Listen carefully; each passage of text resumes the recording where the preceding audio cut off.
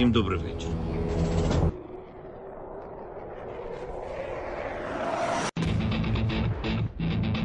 On behalf of the brave, on behalf of every father and every mother who waits for freedom, on behalf of our warriors, and paves the way for a new history.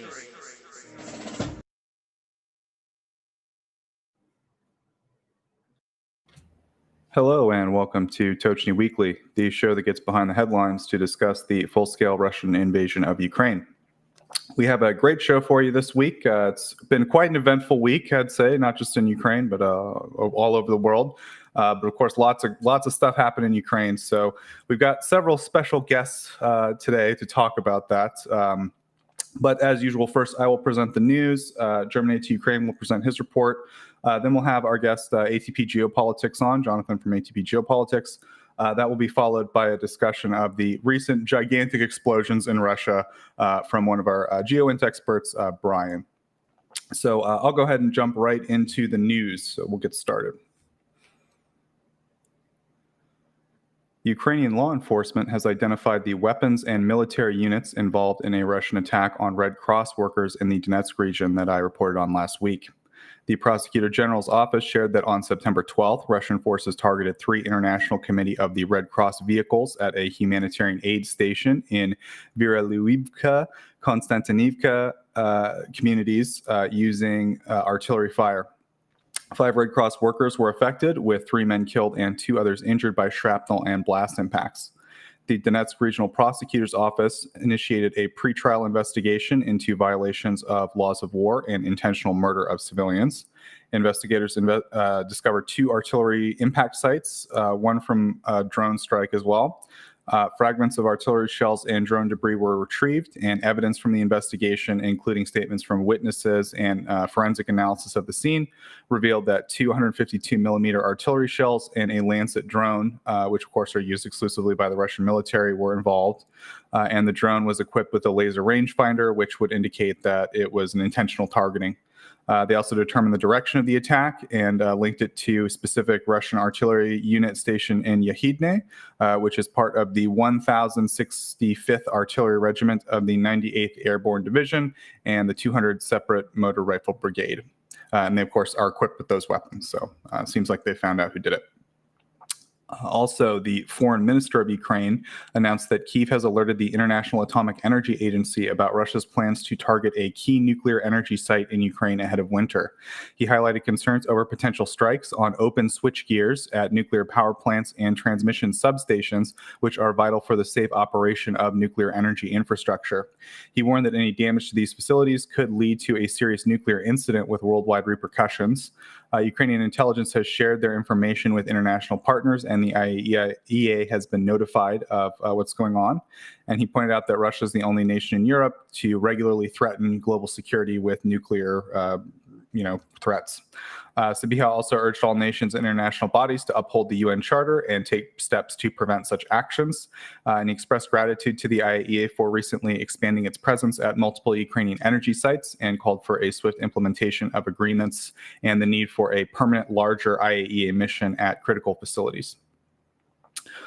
Finally, for this topic, the city of Sumi's critical infrastructure was hit by an airstrike this week, causing a complete power outage for all water supply facilities, according to a statement from the city council, or the Oblast Council. The attack occurred at 1 a.m. on September 17th, leaving the water area without electricity. Backup power systems have been activated, but water is being supplied at highly reduced pressure, and the drainage system is still currently operational.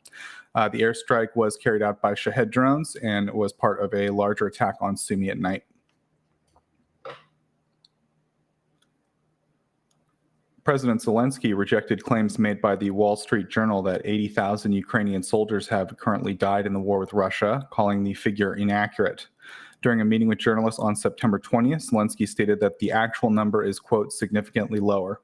The Wall Street Journal reported on September 17th that combined Ukrainian and Russian military casualties since the start of the full-scale invasion could exceed 1 million at this stage.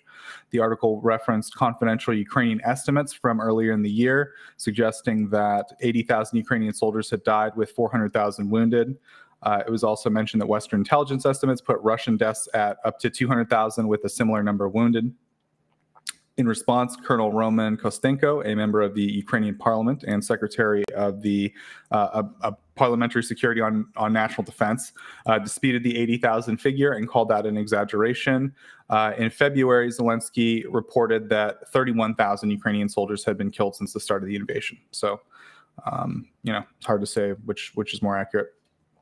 Also, kind of in a similar vein, the German newspaper Bild this week reported that President Zelensky was allegedly preparing to propose a ceasefire in specific areas of the war zone, but the president's communications advisor, Dmitry Litvin, dismissed the claim. He said the Bild article, which was circulated on the 15th, is not accurate, and that the peace plan, there were these details about like what the peace plan included, but again, the president's office refuted all these statements and claims, and they called the entire report fake, and emphasized that Bild hadn't seen any kind of victory. So Bild used the term peace plan. Ukraine uses the term victory plan. So they kind of, in their statement, they kept saying victory plan. So Bild had not seen the victory plan, and none of the officials working on it had spoken with the newspaper. Litvin reiterated that Ukraine firmly opposes freezing the conflict, such as agreements like Minsk III, and is committed to defending their territory and not like freezing the conflict for it to start again later. And he stressed their focus is on securing the backing of the United States for victory and not on reaching a settlement that would halt or pause military efforts.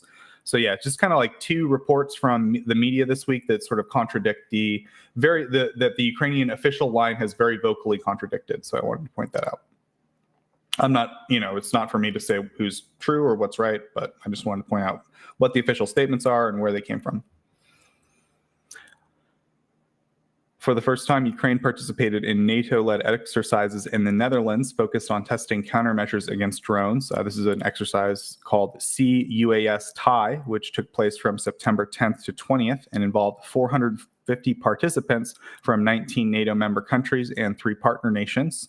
The event focused on ensuring smooth operations and technical interoperability of anti-drone systems for NATO, and representatives from Ukraine as well as from the private sector and scientific community also took part and observed the exercises. For more than 60 technologies, this is like a showcase for real-world conditions. The exercise is part of a roadmap for innovative cooperation, which was approved at the Washington Summit this year.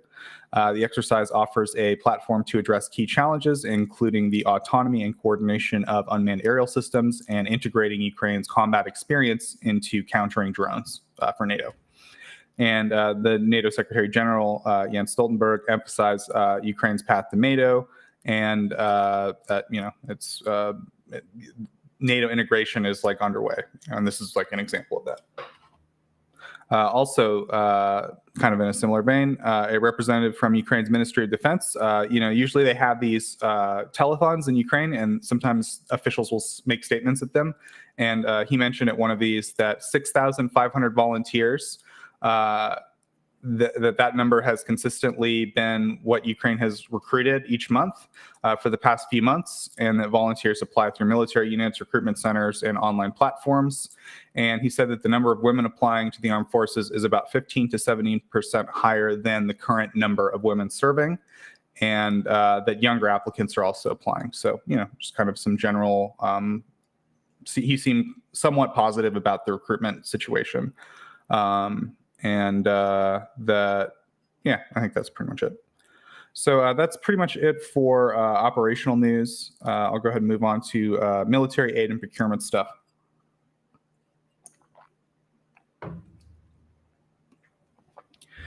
Ukraine's Ministry of Defense has received €40 million from Denmark as part of a larger aid package supporting Ukrainian domestic weapons production. The Danish contribution, which is around a total of 50 million, I don't understand the discrepancy there, sorry, is specifically aimed at funding the production of 18 Ukrainian-made Bodana self-propelled artillery systems. We've known this for a little while. He emphasized that this support is the defense minister of Ukraine emphasized that the support is crucial for bolstering Ukraine's defense capabilities. I'll just add that the Ukrainians have been saying for a long time they have extra capacity to produce defense equipment if Europeans can just invest money into this scheme. So Denmark has obliged, and this is one of the first schemes that has shown some results, and it's looking pretty good so far. Denmark has already funded the production of 18 systems, which have been delivered to Ukraine's armed forces. And Denmark highlighted that they're the first EU country to finance weapons through this mechanism, and pointed out that producing weapons in Ukraine is not only more cost effective than manufacturing them in Western Europe, but they're less expensive to maintain. And they've called on other European countries to follow suit, encouraging investment in Ukraine's local defense industry. The Badana self-propelled artillery system, of course, is a Ukrainian system and was adopted by their military in 2023. So this is just a big chunk of aid in general included in this. So also in that vein, Latvia's defense ministry will supply Ukraine with CVRT tracked combat reconnaissance armored vehicles, originally purchased from the UK for security reasons. The exact number of vehicles being sent was not disclosed. They mentioned that Latvia is in the final stages of acquiring new armored personnel carriers to replace those vehicles, so they're going to send them to Ukraine. The initial contract for 123 of those vehicles that Latvia purchased was signed in 2014, and 116 of them were known to be upgraded already.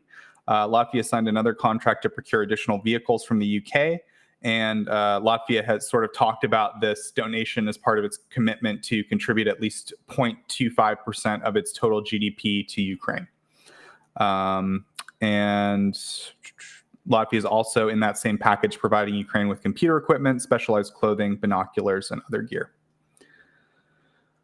Also, Norway is planning a significant increase in its support for Ukraine by expanding the Nansen program from 75 billion to 135 billion Norwegian kroner, which is approximately 13 billion US dollars by 2030. According to, Panorama Nyheter, which is, I assume, a Norwegian news publication. The Norwegian government has proposed an immediate increase of 5 billion kroner, which is about $500 million this year, along with a commitment to provide around 15 billion or 1.4 billion annually until 2030. The Prime Minister announced on September 20th that this followed discussions with the Parliament. The plan includes extending the Nansen program by 3 years, so it was supposed to go to 2027, so now it's going to be extended to 2030 in response to the growing consequences and the growing length of the war in Ukraine. The finance minister emphasized the importance of a unified approach to the challenges posed by the war. They all have names, and I'm just glossing over them. Despite general support for the increase in the opposition, the Liberal Party voiced some concerns, noting that while additional aid is essential, they believe the war should end before that time, and they criticized the government for not matching higher levels of support provided by neighboring countries like Denmark. Yeah, why can't you guys be more like Denmark?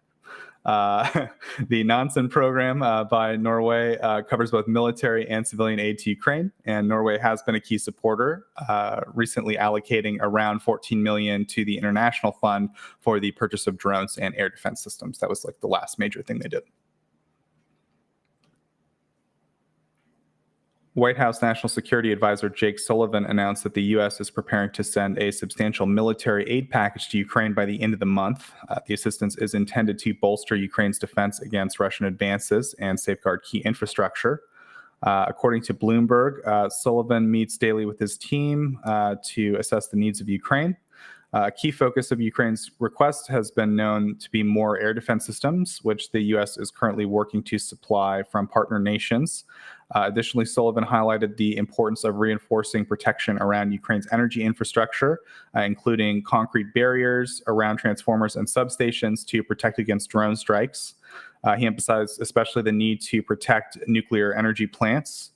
He also mentioned the upcoming meeting with Zelensky. I think that'll happen this week or next week.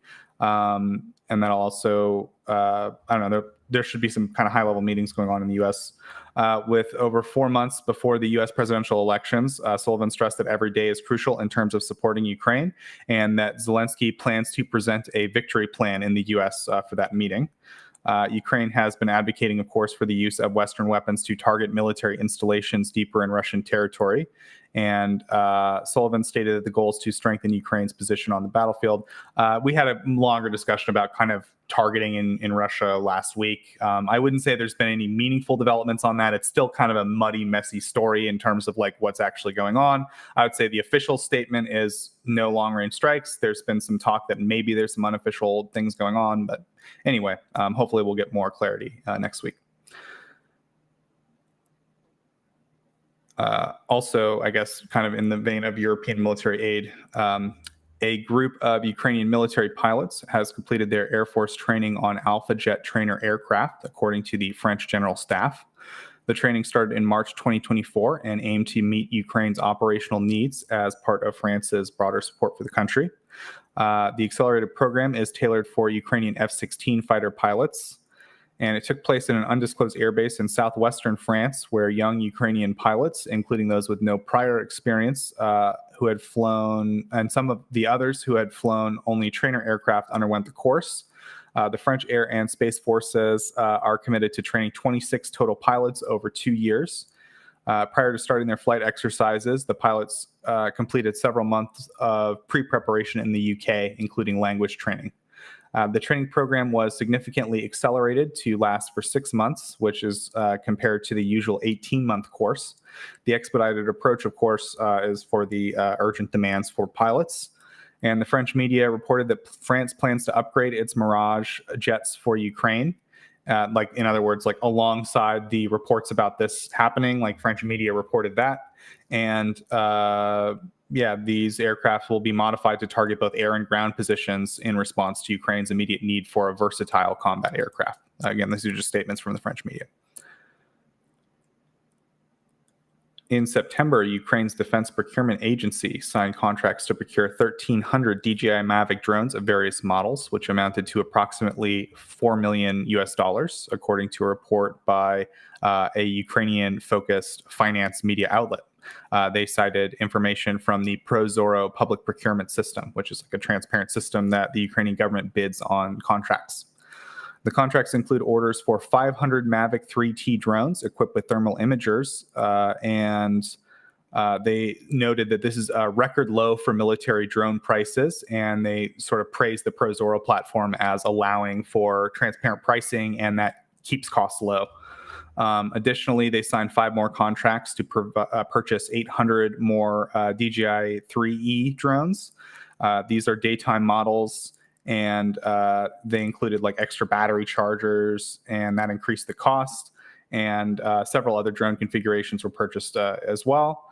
And this kind of seems to be indication of a larger use of both official government sanctioning of buying drones and also the Prozoro procurement platform. Also, Ukraine's military industry has resumed. I guess I should mention, this is all a big topic, I guess we could call Ukrainian military industry. Ukraine's military industry resumed production of 5.45 and 5.56 ammunition, in other words, Soviet caliber small arms ammunition for like AK-47s, and 5.56 for M16s. This is according to the On Weapons Ukrainian Telegram channel, and it was reported by Militarny. A photo was shared by the blog that showed Ukrainian manufactured 5.45 rounds from an ammo dump. With the packaging indicated that they were produced in June. The cartridges contained bullets with an all-metal shell. I don't know. There's lots of facts about Ukrainian small arms ammunition that we don't need to really get into. But yeah, Ukraine's now producing their own small arms ammo. Also, Ukrainian Armor, the company, is set to expand its artillery ammunition production by constructing a new factory in Ukraine. We found out this week, according to the CEO, that it's not being disclosed what type of ammunition, but they confirmed that 152, in other words, Soviet, is not part of the production plan. I would guess 155, but they confirmed that they will be building a new facility, and currently manufactures 60 and 120 millimeter artillery shells, producing hundreds of thousands of rounds annually. Yeah, so I guess the takeaway from that is just that they're going to be building a new facility to construct even more shells. Also, Ukraine's defense ministry approved the use of the Tacha all-terrain amphibious vehicle for the Ukrainian armed forces. This is it's like a ground drone. It's quite a large one. You've probably seen footage of it. I should have gotten footage of it. I'm sorry. But the vehicle's compact size and ability to turn in place make it a highly maneuverable drone in confined spaces. It can handle difficult terrain like swamps, floodplains, and deep snow, and is capable of exiting water onto the ice. Its tires, because they're so large, exert less pressure on the surface than a human foot, which enables it to traverse really unstable and loose ground. It's equipped to overcome obstacles over a meter high and can carry up to 1 metric ton of cargo, or around 10 passengers. As of early June, they approved 110 models of military vehicles, with about 1/3 produced domestically and the rest supplied by around 20 countries. And sort of in the same vein, the Ukrainian Ministry of Defense also approved the use of the Rochelle Senator MRAP armored vehicle for the Ukrainian Armed Forces. It's a Canadian-made vehicle. It's designed to protect its crew from mines and ambushes, and features a distinctive V-shaped floor, which is designed to disperse explosion and shocks, shock-absorbing seats, which protect the occupants from mines. The Rochelle Senator is built on the Ford F-550 heavy pickup truck chassis and was originally intended for police forces. However, it's been upgraded to meet specific needs of Ukrainian troops, and they've reinforced it and made it better for military use. And it's known that their production numbers are quite high. I remember the number cited to me was around 9 a day. So obviously, I don't know about that specific vehicle, the Senator, but we're talking about pretty high production numbers. So it could be a good source of armored vehicles for Ukraine, or at least MRAP vehicles specifically. So that does it for military aid stuff and procurement stuff. We're going to now go to economy. As I reported as of a few weeks ago, the International Monetary Fund was set to head to Russia for the first meeting that they would have had since the full-scale invasion. However, the International Monetary Fund has indefinitely postponed their planned staff mission to Moscow for the reasons that basically Europe, a lot of European nations voiced their objections. And the executive IMF director confirmed that the decision to delay the mission was made on Monday, and that the IMF has since responded to that criticism by postponing the mission.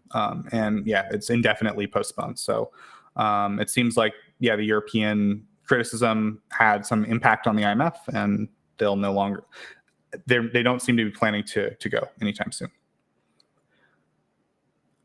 The European Commission President Ursula von der Leyen announced that the European Union will provide Ukraine with a €35 billion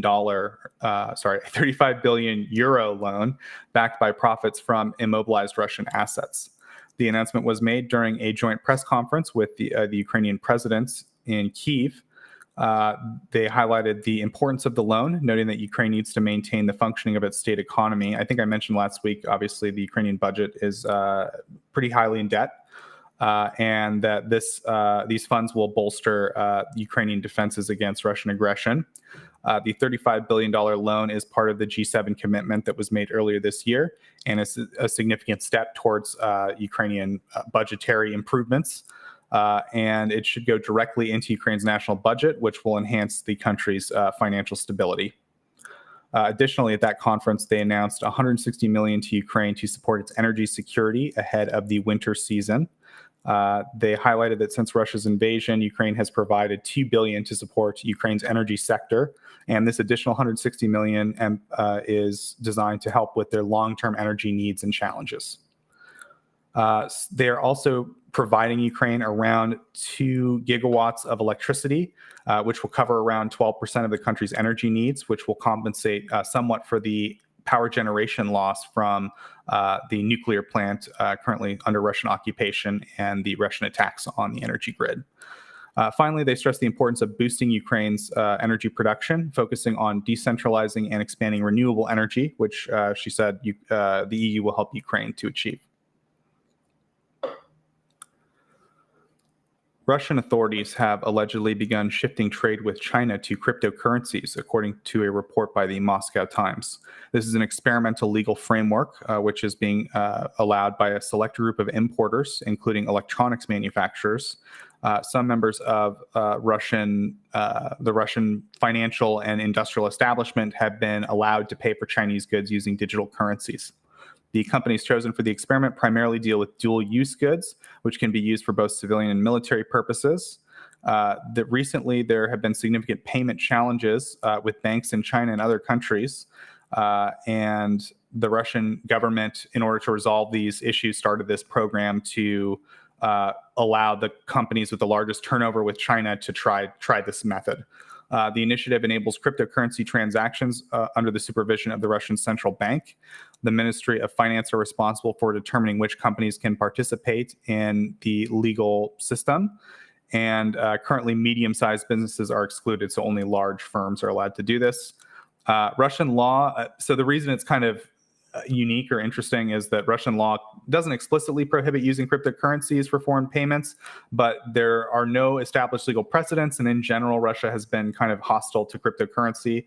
The experimental regime simplifies the process of converting cryptocurrencies into fiat Russian currency through banks, and it provides companies with a clear path for conducting transactions. There are concerns by Russians, or like the Russian financial institutions have cited concerns that the use of cryptocurrencies to bypass international sanctions isn't like a great idea because blockchain transactions are transparent. Therefore, they could be easily identified. Therefore, it's probably smarter, according to these Russian, people that were talked about it in the Russian media, to focus on activities that fall outside of sanctions. So, for example, dual-use goods. This, again, comes as more than 98% of Chinese banks are currently refusing to accept payments from Russia out of fear of secondary sanctions. And this prompted the president of Russia, Vladimir Putin, to request a meeting with Chinese leader Xi Jinping to address the growing issues of bank payments between the two countries. So that's it for economic news this week. For my last topic this week, it's international relations and domestic news. So far, Iran has not supplied Russia with the mobile launchers required to deploy the Fateh 360 short-range ballistic missiles that Tehran is believed to have provided Moscow for use against Ukraine. Sources, including a European diplomat and intelligence official, indicated that while Iran have delivered missiles, the necessary launch systems have not been included with that delivery. An American source also confirmed that no launchers have been provided, and they suggested that there's no expectation currently that Moscow will receive the launchers. In other words, if they were going to send them, they probably would have sent them already. They suggested that there's no, or that the reasons are perhaps that Russia will modify existing vehicles for that purpose, or that perhaps Iran is withholding the launchers in some sort of way to negotiate with the West. Iran has already contributed to Russia's war effort by providing a large number of drones, artillery ammunition, as well as assisting in Russian production of drones. The missile supply was confirmed by the U.S. on September 10th, and it was considered a significant deepening of the military relationship between Iran and Russia. And as a response, both the U.S. and U.K. have imposed new sanctions targeting both countries, while the EU's foreign policy chief has proposed additional sanctions for the EU to apply to both countries. Ukraine has extended an offer to assist Portugal in battling the large-scale wildfires currently affecting the country. The Ukrainian Interior Minister announced plans to send a specialized firefighting aircraft from Ukraine's emergency service to aid in extinguishing the fires. These fires have spread across central and northern Portugal and have caused casualties. They're being exacerbated by extreme heat and strong winds. Basically, they mentioned that they met with the Portuguese, that they've devised a plan, and that they intend to send the aircraft. This is a very well-suited aircraft. I'm showing it to you right now. It's suited for firefighting. It's based on the AN-32 platform. It's equipped with 4 external tanks capable of holding 2,000 liters of fire-extinguishing chemicals. These tanks can release the liquid, in various ways, and they have a history of international firefighting support. They've been deployed in many countries by Ukraine to help with national emergencies, like in Turkey in 2021 to combat wildfires there. And Ukraine has about 4 of these planes, which are part of a special aviation unit dedicated to firefighting. And they're considered to be highly effective, like compared to other aerial firefighting units, because of the obviously constant fires happening in Ukraine as a result of the Russian invasion. Doctors Without Borders, also known as Médecins Sans Frontières, or MSF, announced on September 16th that they will cease their operations in Russia after 32 years of providing medical aid in the country. The organization has been active since the end of the Cold War in 1992, offering treatment and prevention for services like prevention services for diseases like tuberculosis and HIV, assisting homeless populations, and providing humanitarian aid in regions that are poor in Russia, such as Chechnya, Ingushetia, and Dagestan. Throughout the full-scale war so far, they also provided assistance to Russian citizens affected by the war who had crossed into Russia, like Ukrainian refugees, and around... I don't know if they gave a lot of reasoning about why, like now, but MSF was working in partnership with local NGOs in southern Russia. And in 2024, the Russian Justice Ministry sent a letter excluding the Netherlands branch of Médecins Sans Frontières from the register of foreign NGOs allowed to operate. And that forced the Dutch organization to close their programs. And they didn't really specify the reason at the time. So I would assume that this is just kind of like them being cautious, that like they can't just sit there and wait for Russia to just arbitrarily decide that they're going to, be booted out. And my last item for this week, I couldn't help it. I should have just cut this, but Chechen leader Ramzan Kadyrov has accused billionaire and Tesla CEO Elon Musk of remotely disabling his Tesla Cybertruck, claiming that the vehicle, which had been used in the war against Ukraine, had to be towed from the front line. Kadyrov made this accusation on September 19th, alleging that the Cybertruck had, quote, performed admirably before being disconnected by Tesla. Kadyrov criticized Musk's action, stating that it was, quote, not a manly thing to do, and expressed frustration that the vehicle had to be towed away. There's been no confirmation of any Cybertrucks being used on the battlefield in Ukraine. In other words, we haven't seen any independent video evidence that this ever happened. Kadyrov showed a video showing several Tesla Cybertrucks equipped with machine guns driving through forested areas in what he claimed was Russian-occupied Ukraine. And in August, of course, he famously, the video I'm showing you, posted a video of him driving a Cybertruck around his own palace, fitted with a machine gun, and indicated that the vehicle would be sent to the war. So allegedly, it got shut down. What a tragedy. So I'll go ahead and end here, and I'll turn it over to now my colleague, Germinate to Ukraine. Over to you, sir. Well, I think there's going to be a switcheroo, so I'm first going to say thank you so much, Jonathan, for joining us. One sec, I think I need to unmute you. There. Excellent. Good to be here. Hopefully you can hear me. And I just have to say how delighted I am to hear. You got to take your wins where you can get them. And when Ramzan Kadyrov is slagging off Elon Musk, I just sit back and get the popcorn out. So that's good. Yeah, super happy and thankful that you can come back at the stream. It's been a while, but you just had Brendan and Andrew on, and that was an absolutely fantastic stream. Thank you for bringing them on. That was really good. Yeah, I'm trying to work my way through the whole Tochnyi team, just so you're all welcome. Pop along, but that was really good to talk about. Really important but pretty macabre subject of the murder of Kherson civilians attacked by those Russian drone teams, and it's pretty despicable. I see pretty much everything that happens in Kherson as from the Russians as terrorism, outright terrorism. You can apply that across the front lines, I guess, to different degrees. But yeah, so really good to have you guys on. I suppose the topic of the week is these, and I'm sure Daniele is going to talk about his work that he's been doing looking into this, but the strikes on these ammunition depots that I don't know whether you can call it a game changer, but it seems to have got people rather excited. Would you say it's a game changer in any way? Well, I don't think it's a game changer until we can see them do it consistently and also probably with even further reach. So Yeah. there's a lot of ammo depots in Russia, True.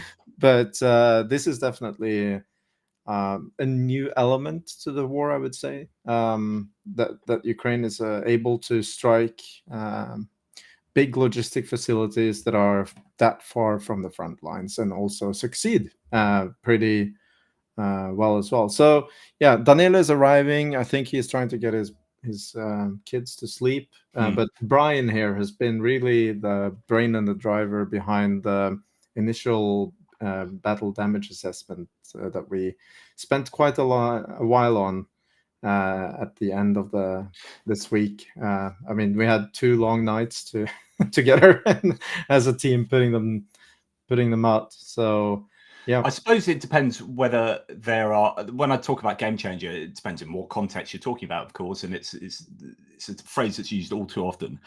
But there does seem to be a bit of a step change in terms of the size of these strikes. So I've talked for a long time about wanting to see Ukraine strike at serious targets, big targets like refineries, and not hit them with 1, 2, 5 drones, but actually 100 drones, like properly take a target out, totally overwhelm any kind of defenses that might be there and destroy the thing so it's not coming back in a hurry. And to see that being done to ammunition depots is super good, I think. And also, if they are using something like, there are rumors they might have used a adapted Neptune missile with like a triple warhead or whatever, you get these different rumors, you just don't know. But if they are able to use a missile at that distance into Russia and Russia are unable to do anything about it, then it kind of opens up a whole slew of possibilities for Ukraine. Yeah, I don't think we're gonna necessarily go into what it No. was, but I don't think it's that significant either what it was, as long as they can reliably do it. Um, what has been your kind of impression from you do a lot of daily observations, and there's been a lot of talk, and I'm always a little bit scared of being, hyping things. So I think we tried to be as conservative as we could with the battle damage assessments, but there's been a lot of different chatter. Yeah, it's a really good question, because actually this is kind of one of my main points I wanted to bring up is that, and I may have talked about this with you guys before, but there are different ways to evaluate how well or badly any side is doing in this war. And it's very easy to get on a micro. So I do mapping, and I use Andrew Perpetua's map and Surat maps, and I synthesize the two, and I look at how each side is doing on the front lines.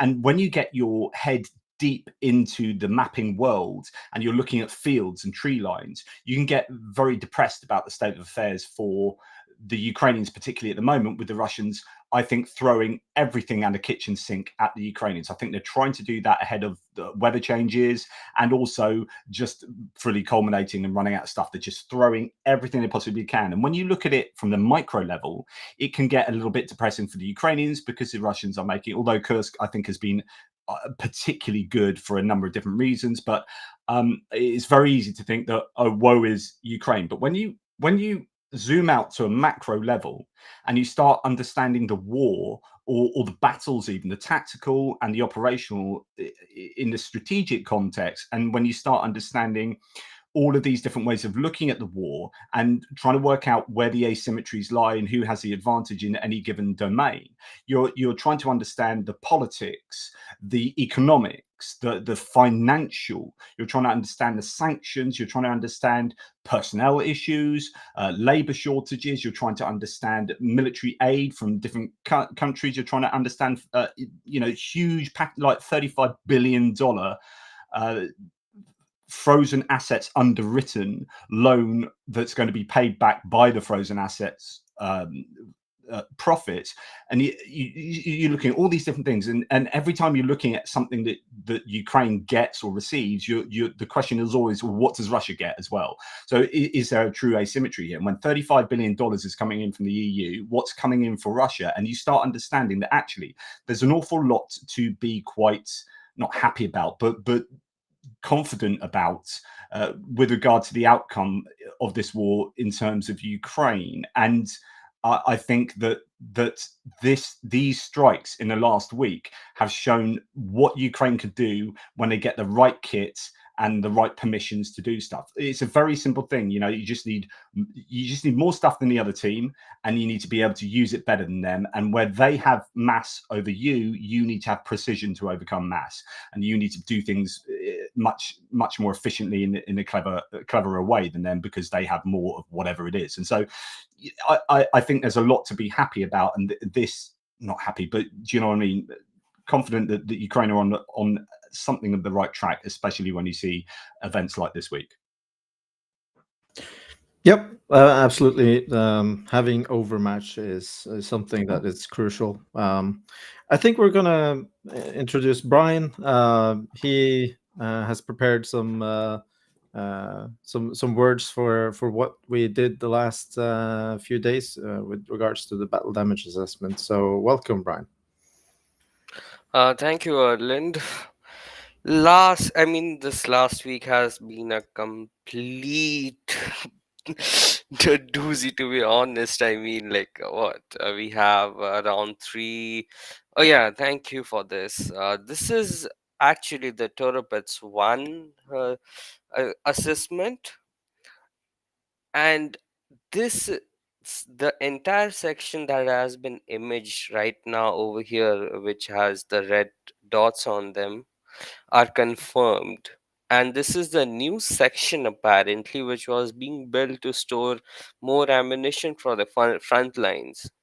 They started to build it around 2017 or 2018, and this is actually a box, like a it's a according to the NATO standards, it should be a box ECM, but these guys did not dig it that deep according to the other, like the images that we saw like in the earlier days during 2019 or 2018 or 2019. Daniele is going to make a good assessment about it, because he's the one who uh, found out about it a lot, because he's our ammo expert, to be honest. And yeah, Joseph, it's been all week BDA and BDA. So Yeah, uh, so just to interrupt you a little bit there, we've been criticized for a couple of things. One was the fact that we used a lot of acronyms that we didn't explain in our first thread. So we tried to correct that in the second thread by explaining all the acronyms. And BDA means battle damage assessment. It's something you do after, for instance, a strike, where you gather intel about the damage that your strike has inflicted on the enemy. And yeah, maybe before we go into the details too much, can you say very shortly how you go about doing that, Brian? Don't go too far into it, because it would take us all day. But yeah, to be honest, the only thing that helps you is gonna be high resolution imagery, very high resolution imagery to be exact. And if you don't have access to that, like most of the OSINT have lost it completely, but some of us who work in the industry still have it, so we are able to actually derive some data from it. And to be honest, Erland, if you go to picture 3, actually, I'm going to show you guys something beautiful. This is the SAR imagery and Maxar's imagery. Can you zoom in a bit on the middle one? If you look properly over there, that 82 meters wide crater captured by satellites from Umbra was captured during the initial ammo explosions. And this is where we think, like our assessment is, where the more flammable ammunition was stored, like the KN-23 that has been rumored to be stored over there. And the new ones, actually, due to their poor construction, some of them just like overheated. Basically, if you like see high resolution images of it, they basically just overheated and then they just blew up. You can go up, actually. Yeah, that's a great image taken by the folks at Umbra. You can see over there those craters, those ones are, we think, where these missiles or drones, whatever the Ukrainians are using, actually struck. And then the heat, the extreme heat that was generated by it, actually just spread around.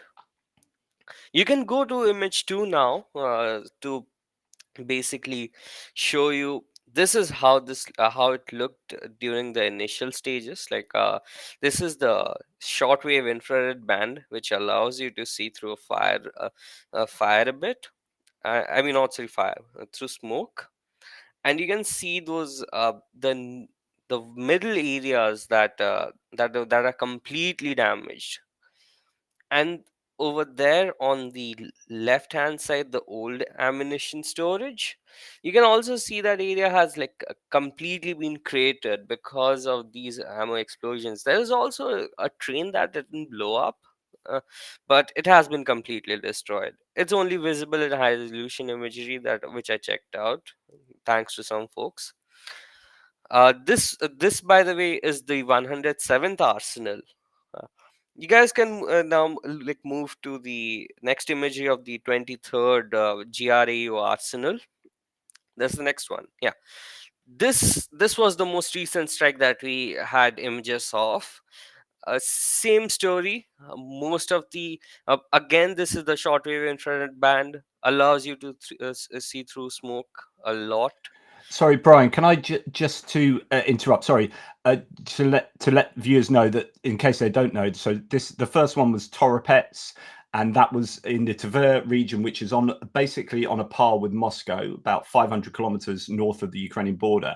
And this second one that you're talking about now is 16 kilometers, about 9-10 miles south of that first one. So it was just to let people know that on different nights these two were struck.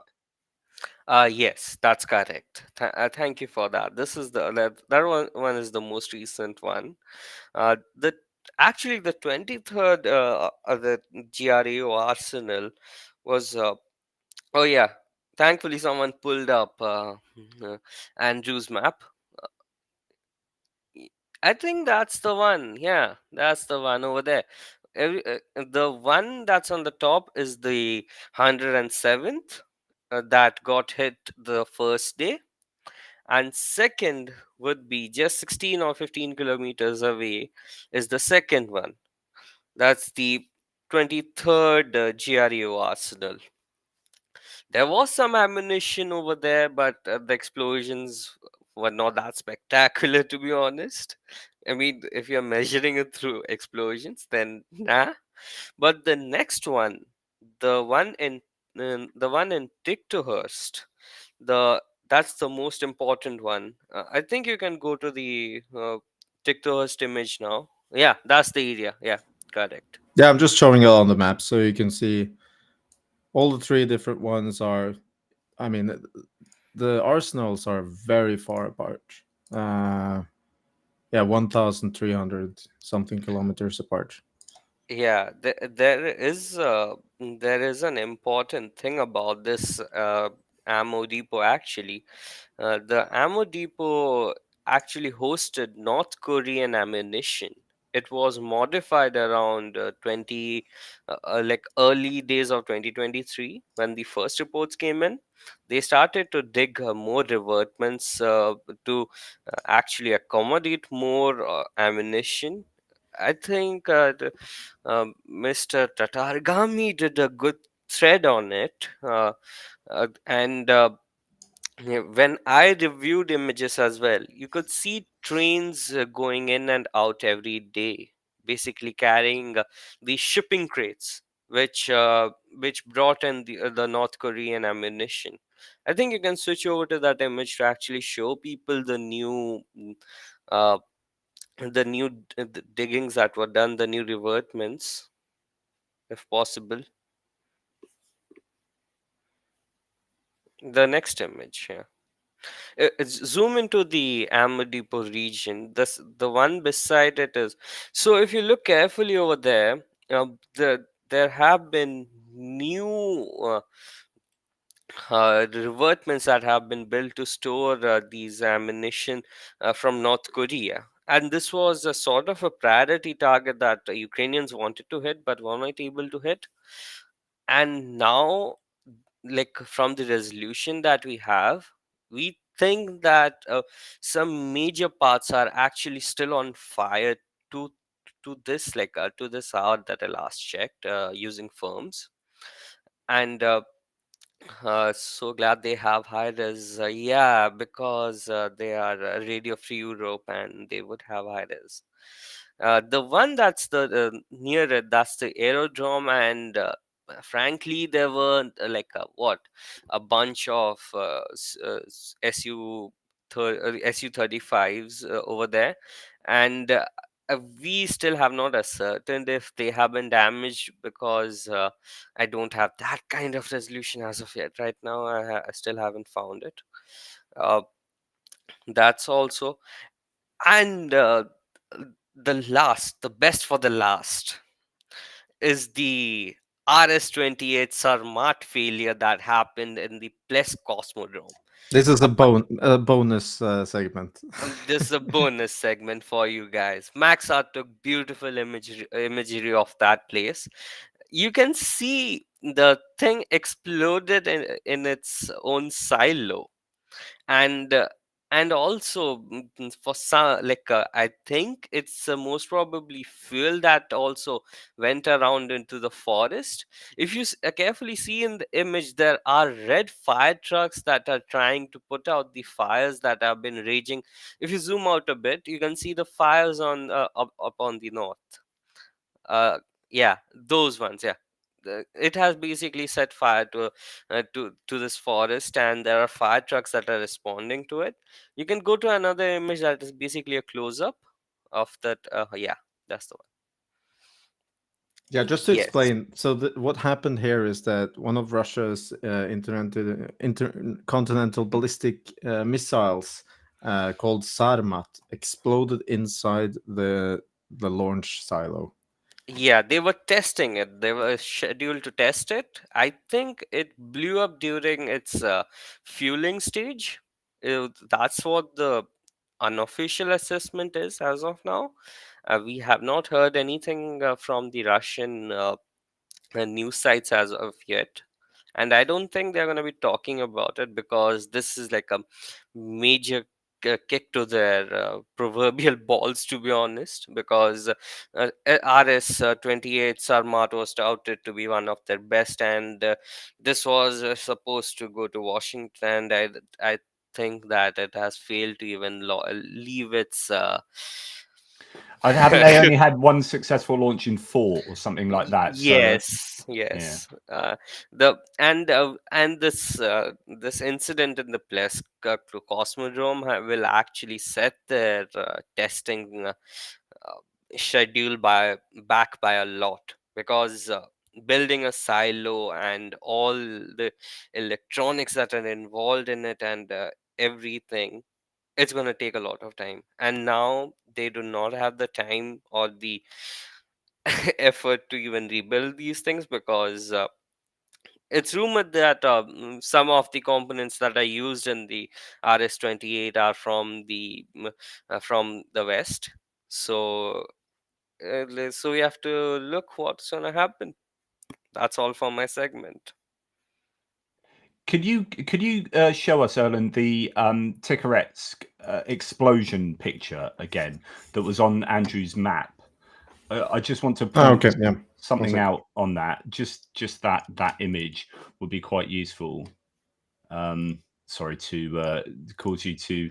Yeah, so just on there, down in the one in Rostov-on-Don, Rostov Oblast, sorry. Once you get those off, you see that massive explosion. That was a truly impressive explosion.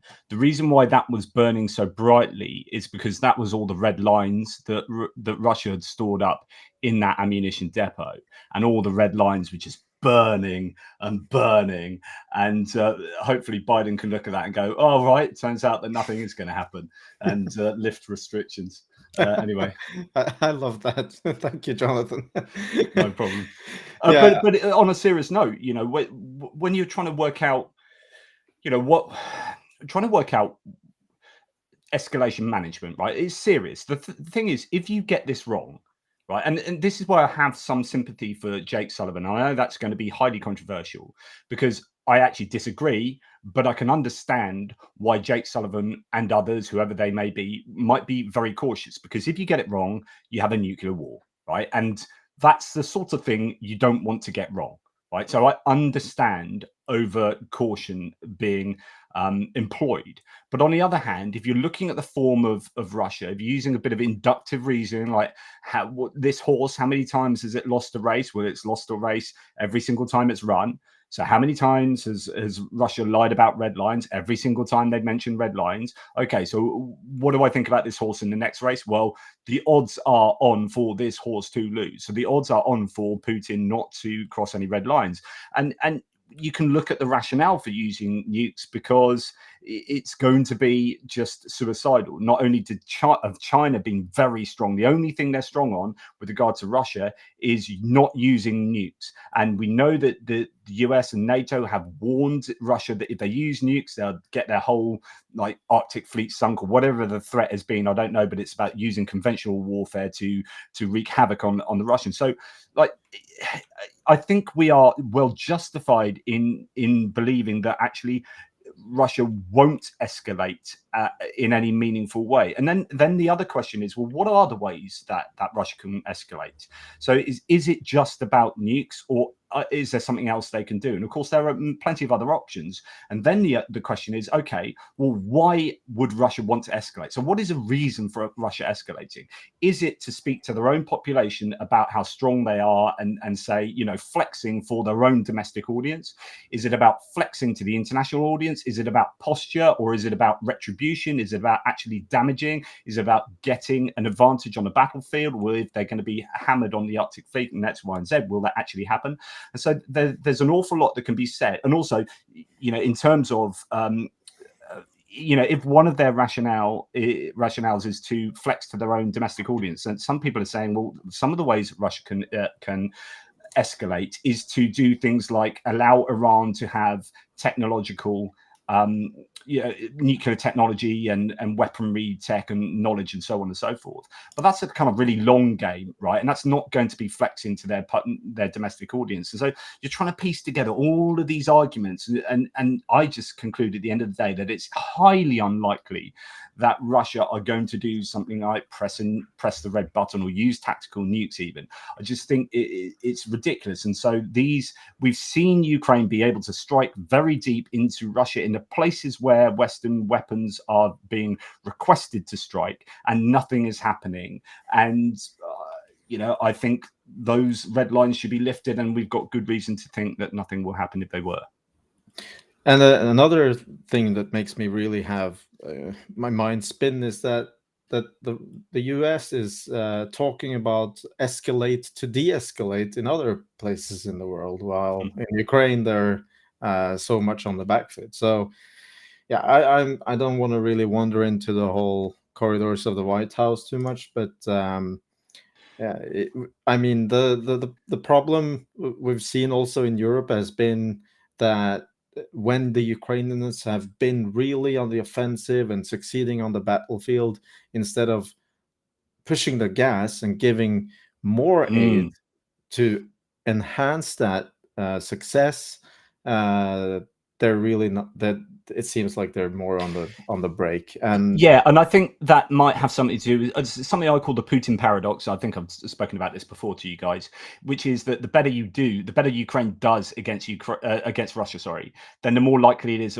that Putin's going to do something completely nuts, because his future is his existence is existentially linked to the outcome of this war in a way that no one else is. So if Russia loses war, then he loses his life, or he's in a gulag, or whatever, and that's different. So if Ukraine loses war, Zelensky either lives his life out in Ukraine somewhere that's not taken over, or he moves to America or whatever. There's there's a real difference there. So that means that Putin is more likely, you could argue, to do something nuts, and that could feed into this anti-escalation rationale that the White House might have, which is the better Ukraine are doing, the more likely it is that Putin's going to lose a plot and do something nuts. Yeah, I think it's dangerous to fall too much into that whole train of thought. But yeah, I just wanted to say, Brian brought this up. This is the correct one, right? The one from Tatarigami, where he talks about yes, the shipping that's containers. the correct one. Yes, that's the one. And this is, I would say, an example where Ukraine is escalating because they're reaching farther and hitting ammo depots farther in than they used to, and hitting something that would cause more escalation for Ukraine, because apparently this was Iranian missiles, right? Or was it North Korean No. ones? This is North Korean artillery shells. North Korean ammo. Yeah, okay. Yeah. So if you see it on the like the rail cars, that's those are the shipping containers. So they are shipping ammunition from North Korea to I think a port in Russia. I don't remember its name. It's been like what 2023's. Yeah, it's almost been a year for this.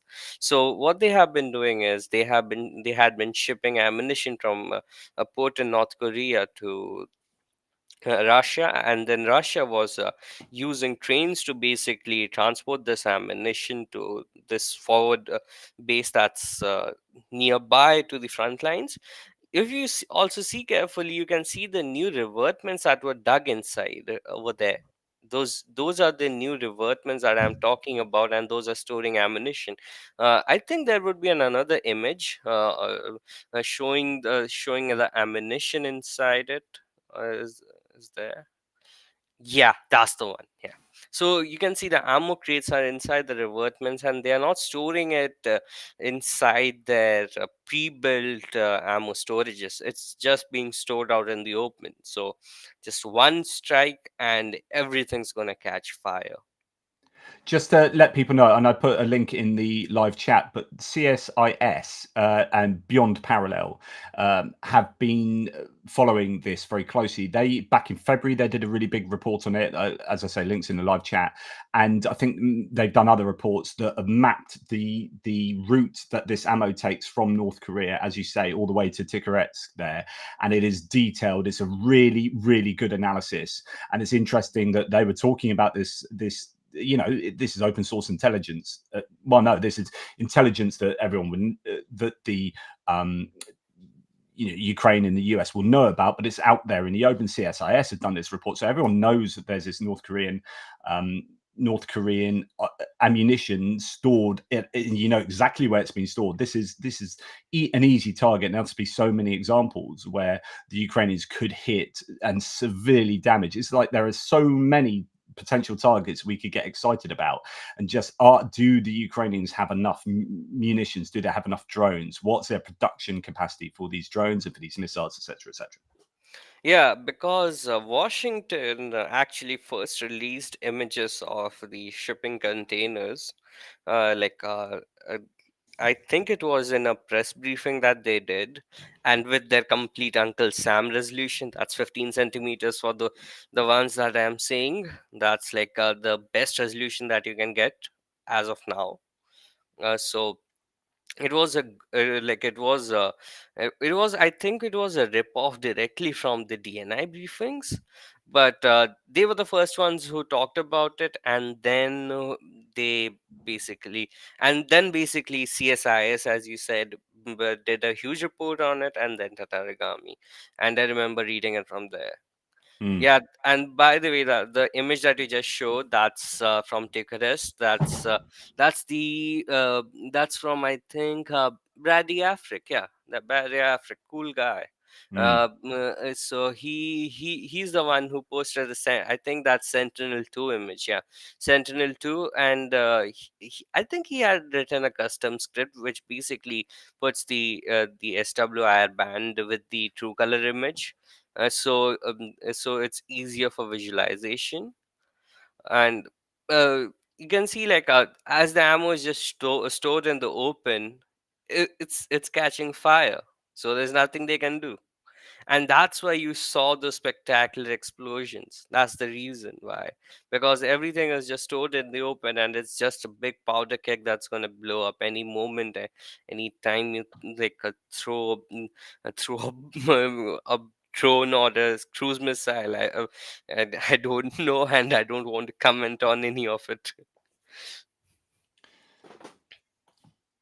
Yeah, that's the CSIS report. It's a really good article, that. So, and they've got that interactive map that you've just clicked on that gives you the route and all the different sort of points along there. Zoom into that. That's actually, that's the one where you can see those images of those crates being loaded and everything. This is the key to understanding why Ticarets was so important to the Russians. You can see how these blue crates that are there, those are just for ammunition. And by the way, that's Maxar resolution, so I think that's Maxar, right? Yeah, so you can see those ammo crates really clearly. Yeah, and the Estonian, I don't know if Daniele's, I don't know what he's going to be talking about later, but the Estonian intelligence has stated that this could be 3 months worth of ammunition. And I think there's a lot of speculation here, but, you know, the number of 750,000 artillery shells, who knows, but it could be, it could be really, really impactful. Yeah, but the thing is, I mean, we honestly do not know how much the Russians use in a day, right? It can be just a day's worth or a week's worth. So, or also, as the Estonian intelligence stated, that it can be 3 months worth.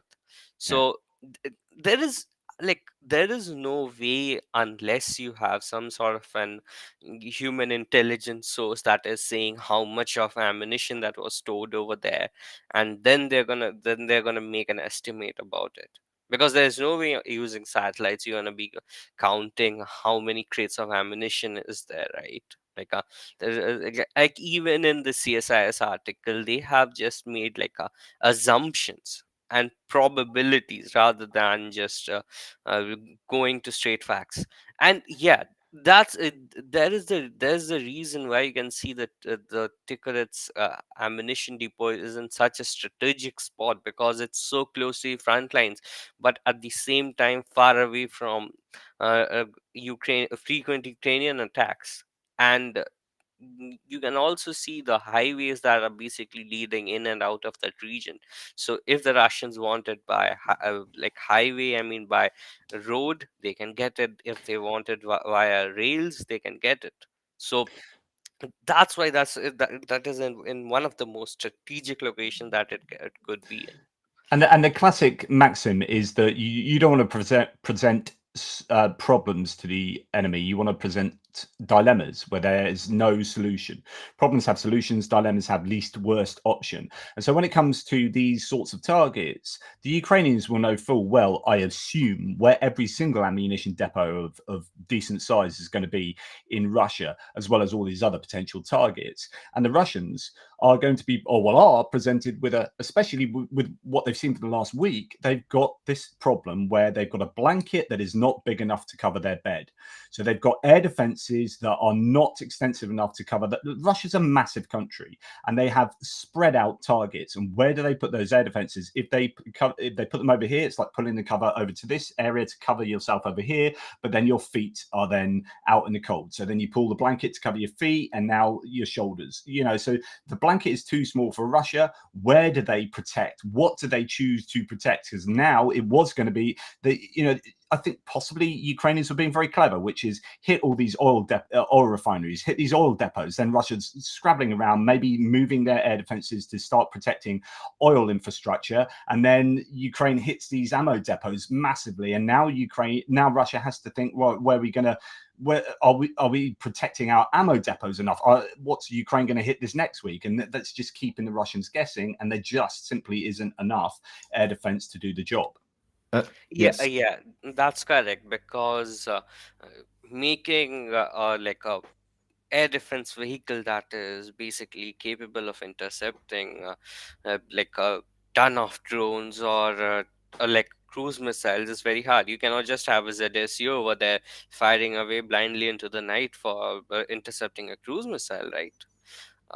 So it's very difficult for them to catch up, and there is like a reason to believe that Russians are basically running out of air defense capabilities. I mean, it wouldn't be like a, how do I say this?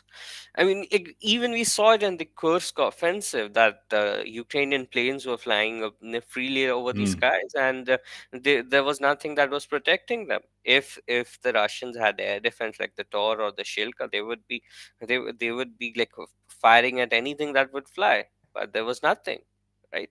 So Another dilemma which they've caused on the Russians now is these ammo depots. Even if this one is 500 kilometers away, it's very well connected with train to resupply the frontline ammo depots, and apparently both these have been directly shipping ammo to the front lines.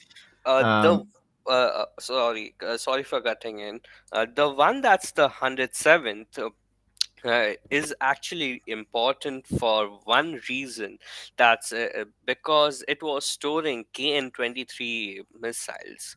So for the folks that are not familiar with KN-23 missiles, is basically the North Korean ballistic missile that was supplied to the Russians by the North Koreans, and this was one of the missiles that actually had hit Kyiv or Kharkiv. I don't remember properly that, and it had left a really huge. That was near Kyiv, I think. Yeah, it was near. I think it was during May, right? Yeah, Or sometime back. January or May. I don't remember it properly, and because it was storing this, and also S300 and S400 what was that, S300 S400 launches, right? I mean the ammunition for it, so that's why it was a priority target. And yeah, Matthew, around 50%. But the thing is, if you launch 10, 5 is going to land, right? 5 is going to land it, and it's basically a rocket that's basically a fertilizer tin can, right? It's going to explode anywhere it's going to fall. So by the way, Brian is answering to those who might be listening. Someone in the live chat said, weren't the KN-23s reported to have failure rates of around 50%?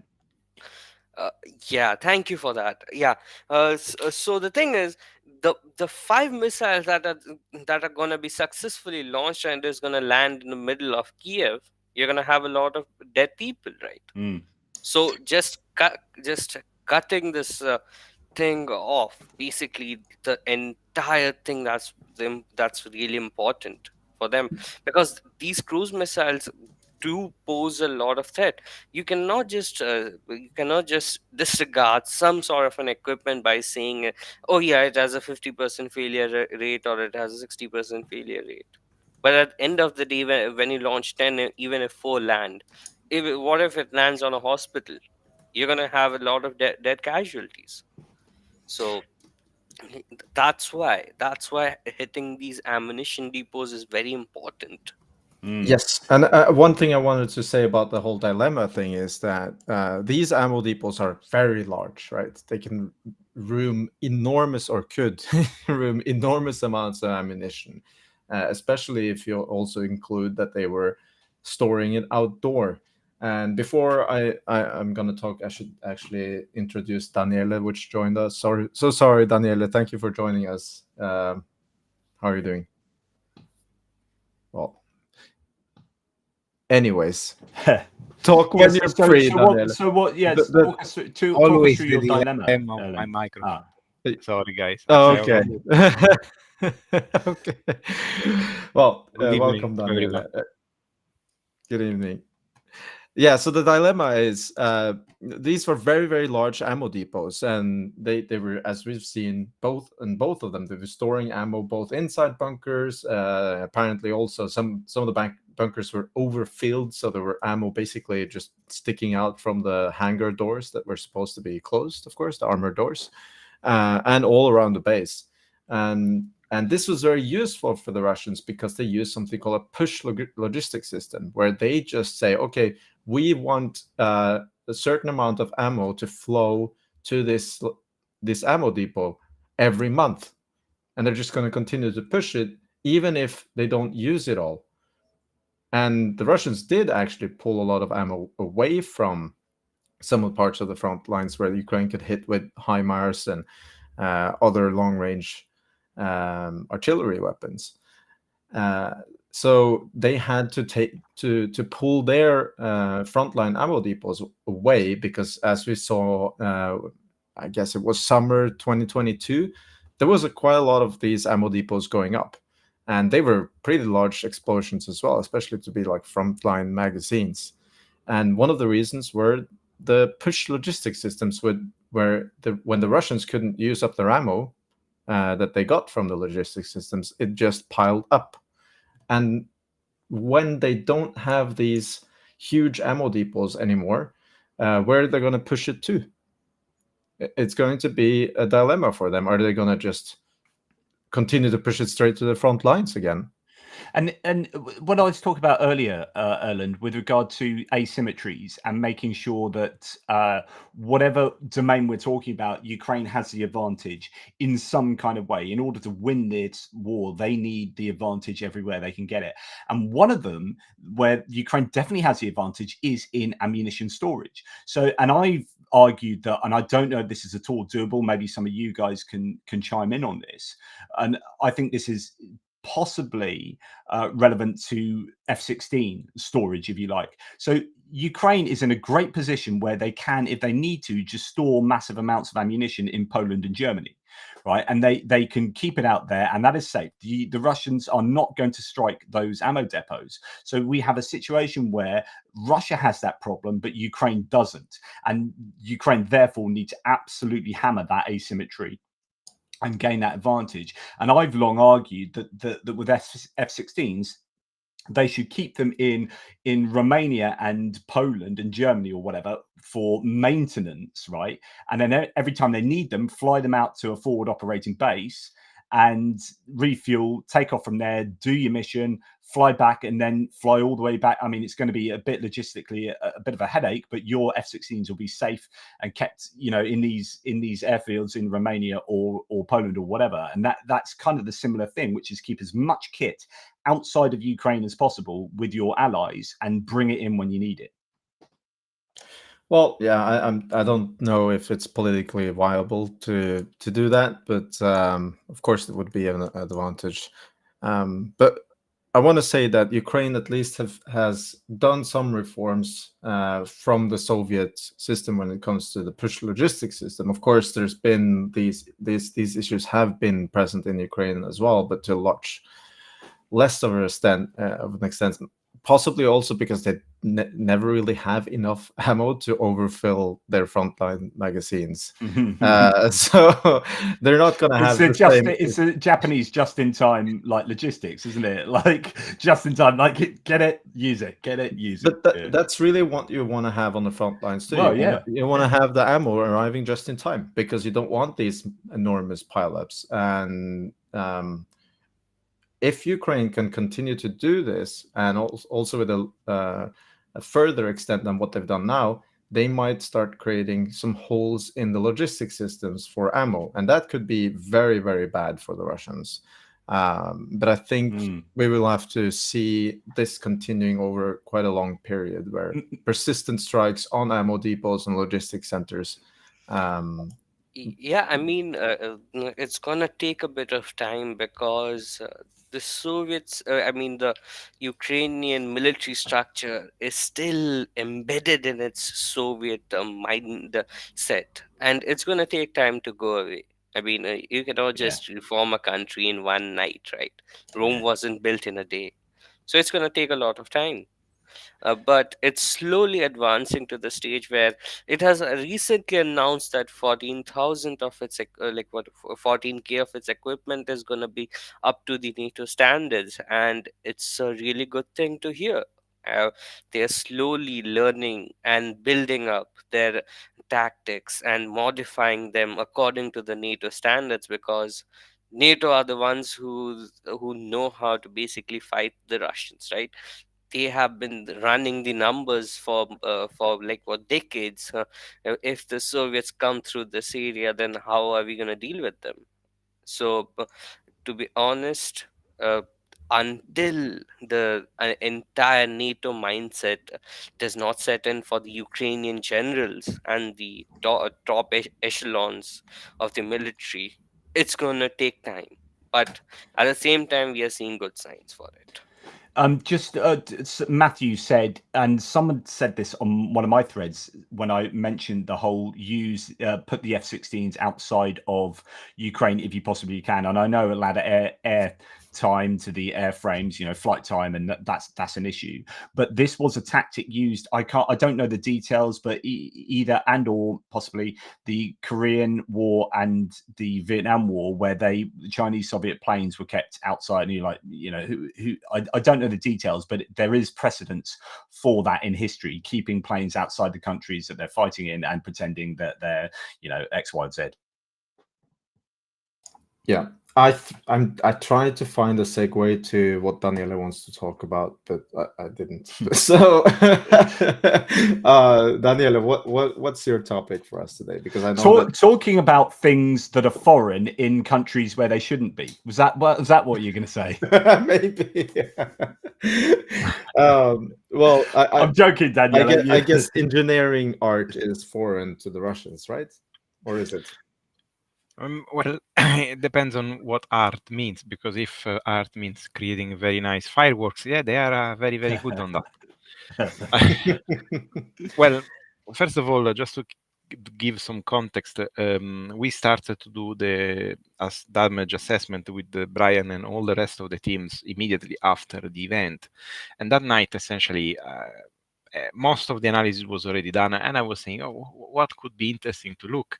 Then I was trying to understand why this strike looks so effective.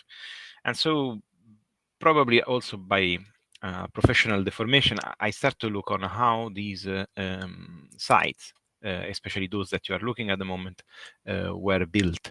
Because I said, okay, these are pretty new. Maybe there is chance that there is some kind of information about the building process of these ECM, which means, for who doesn't know, ECM stands for hard-covered magazine, and normally is protected shelter for any kind of hazardous material, from ammunition to propellant, and or explosives, of course. And so by using Google Earth mainly, which relies on Maxar and Airbus CNES imagery, I start to look on Toropet's site, but the new area, the one that essentially appear to be mostly affected by the blast, by the attack. And so what I saw immediately is in this image you can see the same area, but in 3 different timeline. The first one on the left is very old. I think it's 2013, if not 11. I think 13. So at this stage, probably they start to do some preliminary work. So they start to build the roads, start to probably explore the ground. In fact, you can see this forest has some holes. These were made by probably the construction worker. And then immediately after, a year after, you can see that essentially it was completely cleared. And in a year and a half, you have everything built. So this in the last picture, I think it's 2015, and wasn't completely finished, but essentially was very much at the end. And so I start to look at different ECM, and here you can see essentially the same ECM in 3 different time steps. I think the first 2 images are the exact same ECM. The other one is one next, because they are more or less the same. I measured many of them, and they are all around 30 by 40 meter, roughly. And you can see that they share the same type of construction sequence. At the beginning, you should lay foundation. We have no sign of very deep foundation. I tried to look very hard on different other sites. I never found anything. So I don't know how the foundation of these buildings have been created in such large extent. You can see from the previous one is a lot of these bunkers. And I didn't see any type of movement of earth, because foundation needs you to excavate a little bit. So for this reason, in the thread, I say that there is no sign of excavation, at least that I can appreciate. Then they start. The first phase is creating the walls, the side walls, with some internal armor, probably steel beams. Then immediately after, you can see the roof built. These ECM can be built in 2 different configuration. One is a flat roof, the one that the Russian has chosen in this case, which has nothing wrong, is a design that we use as well, and also the arched one. So it depends mostly by the dimension and the different type of material and terrain that you have. So is nothing wrong with the type of design. Now, after this, the central stage, there is the final one, but essentially there is a missing part, the creation of the armored roof, which you can see here. Not the next one. You can see that there is a quite large increase in thickness from the top. Now, I tried to measure these, and Brian will agree with me that it's very empirical at this point. So because the angle, I tried to do some comparison with the tracks. There were a couple of Urals around, so I was able more or less to get it around the 2.5 meter of height. But also you can, yes, go on, Brian, please. The funny thing is, the roof that you mentioned is on the top. In many of the cases, like when I actually had a chance to look at high resolution imagery, these roofs have basically have had holes in them. They have basically that the ECM, which is basically an earth covered magazine, should have earth on top of it, right? Yes. These ones do not have any kind of earth on them. These ones just have big holes that have smoke coming out of it right yes. now.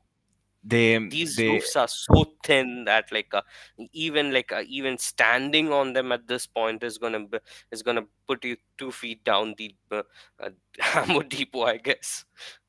Well, I don't know that, Brian, but what you say is correct, and I want to say this very clearly. In NATO, this type of depot would be classified as a different category, because we have 3 categories: 7 bar, 3 bar, and unclassified. So the first 2 are essentially the most harder, and then the third one it doesn't mean that it's less secure, but essentially for different reasons you may need to do some change in your design. if you don't feel in any of this category, you feel in that. Now, why these bunkers are very, very strange? First of all, you have this perforation on the top. Now, perforation of the top are always prevented because you essentially weaken the structure. In many other type of bunker, you have vents, which are important, don't take me wrong, but they are not done on the flat surface, especially in flat roof like this. You don't do that because you are weakening the roof. So if you have something following you at very high speed, those large perforation, you can see there are 8, can constitute a weakening spot.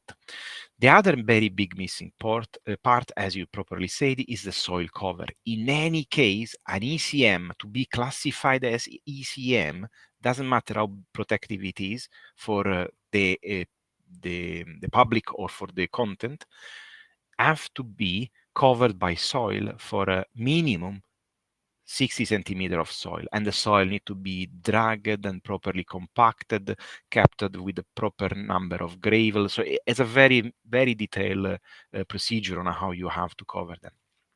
These have nothing, probably just a spoon of terrain. In fact, in some of the images which I saw also on another map system, which is Yandex, you can even see water dripping on the concrete and making stains. So this means that there was no soil at all on the top. And another point that is particularly strange, as I said, is the very thin walls. I spoke with a couple of friends, and they all concluded that if I can get a higher resolution, we can probably measure those dimensions, but it's not that thick. It's not going to be very protective, even in case of an explosion. It's very cheaply made. Why do you want the walls to be thick so that they can protect from an explosion? I think there are more reasons than one, right? Yes, I mean, in the worst case scenario, you want the explosion to don't deflagrate, but escape from vents, and in the very, very worst, from the door. You don't want this explosion to propagate and essentially transform your bunker in a bomb, which instead is what happened in some cases. So another point of very much failure, which is evident, is the door. The door are not reinforced, are steel door. These are not glass door. I've seen, these are not. And even the armor around them is essentially absent. I think they planned to put blast door, but then because they probably run out of money, they have to do this very approximate contraption to make the door smaller. The light of the door is much larger, but then they made this smaller one because they can fit it. So these and this come from Toro Pets. This come from Toro Pets. This is the only one image they found directly from Toro Pets. So, and this should be the front of one of these ECM.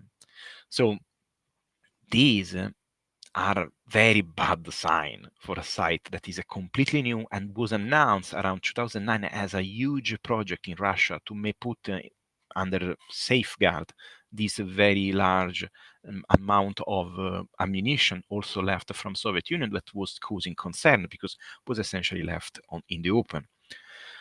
And so this is to give to the audience the understanding that even by using some minimal concept of engineering and science and looking at the image, you can start to understand that this site wasn't up to the task, probably was built in rush to meet some kind of demand, and also probably corruption.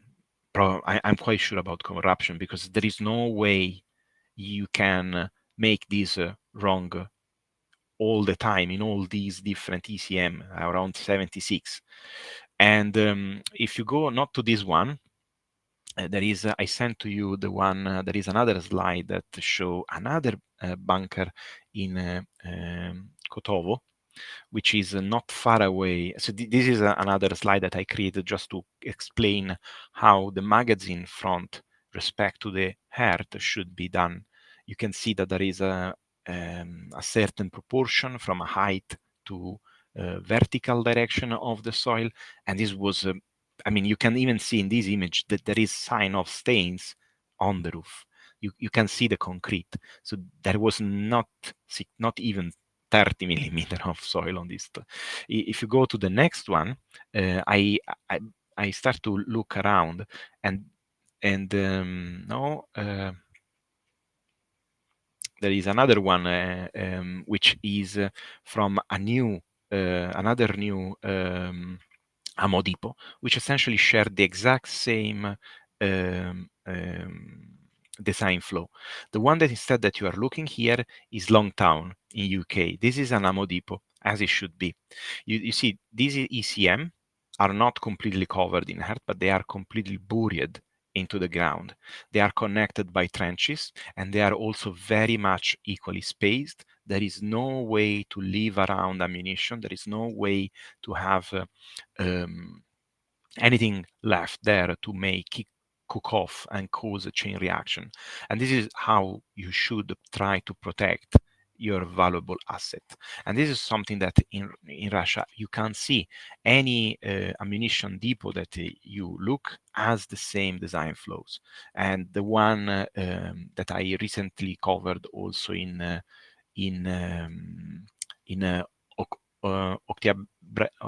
Oktябrsky, I think, yeah, that has been attacked last night, share the same issues. Even worse, they don't even have ECM. They just have open air depot, essentially. I've sent you also those images if you want to share them.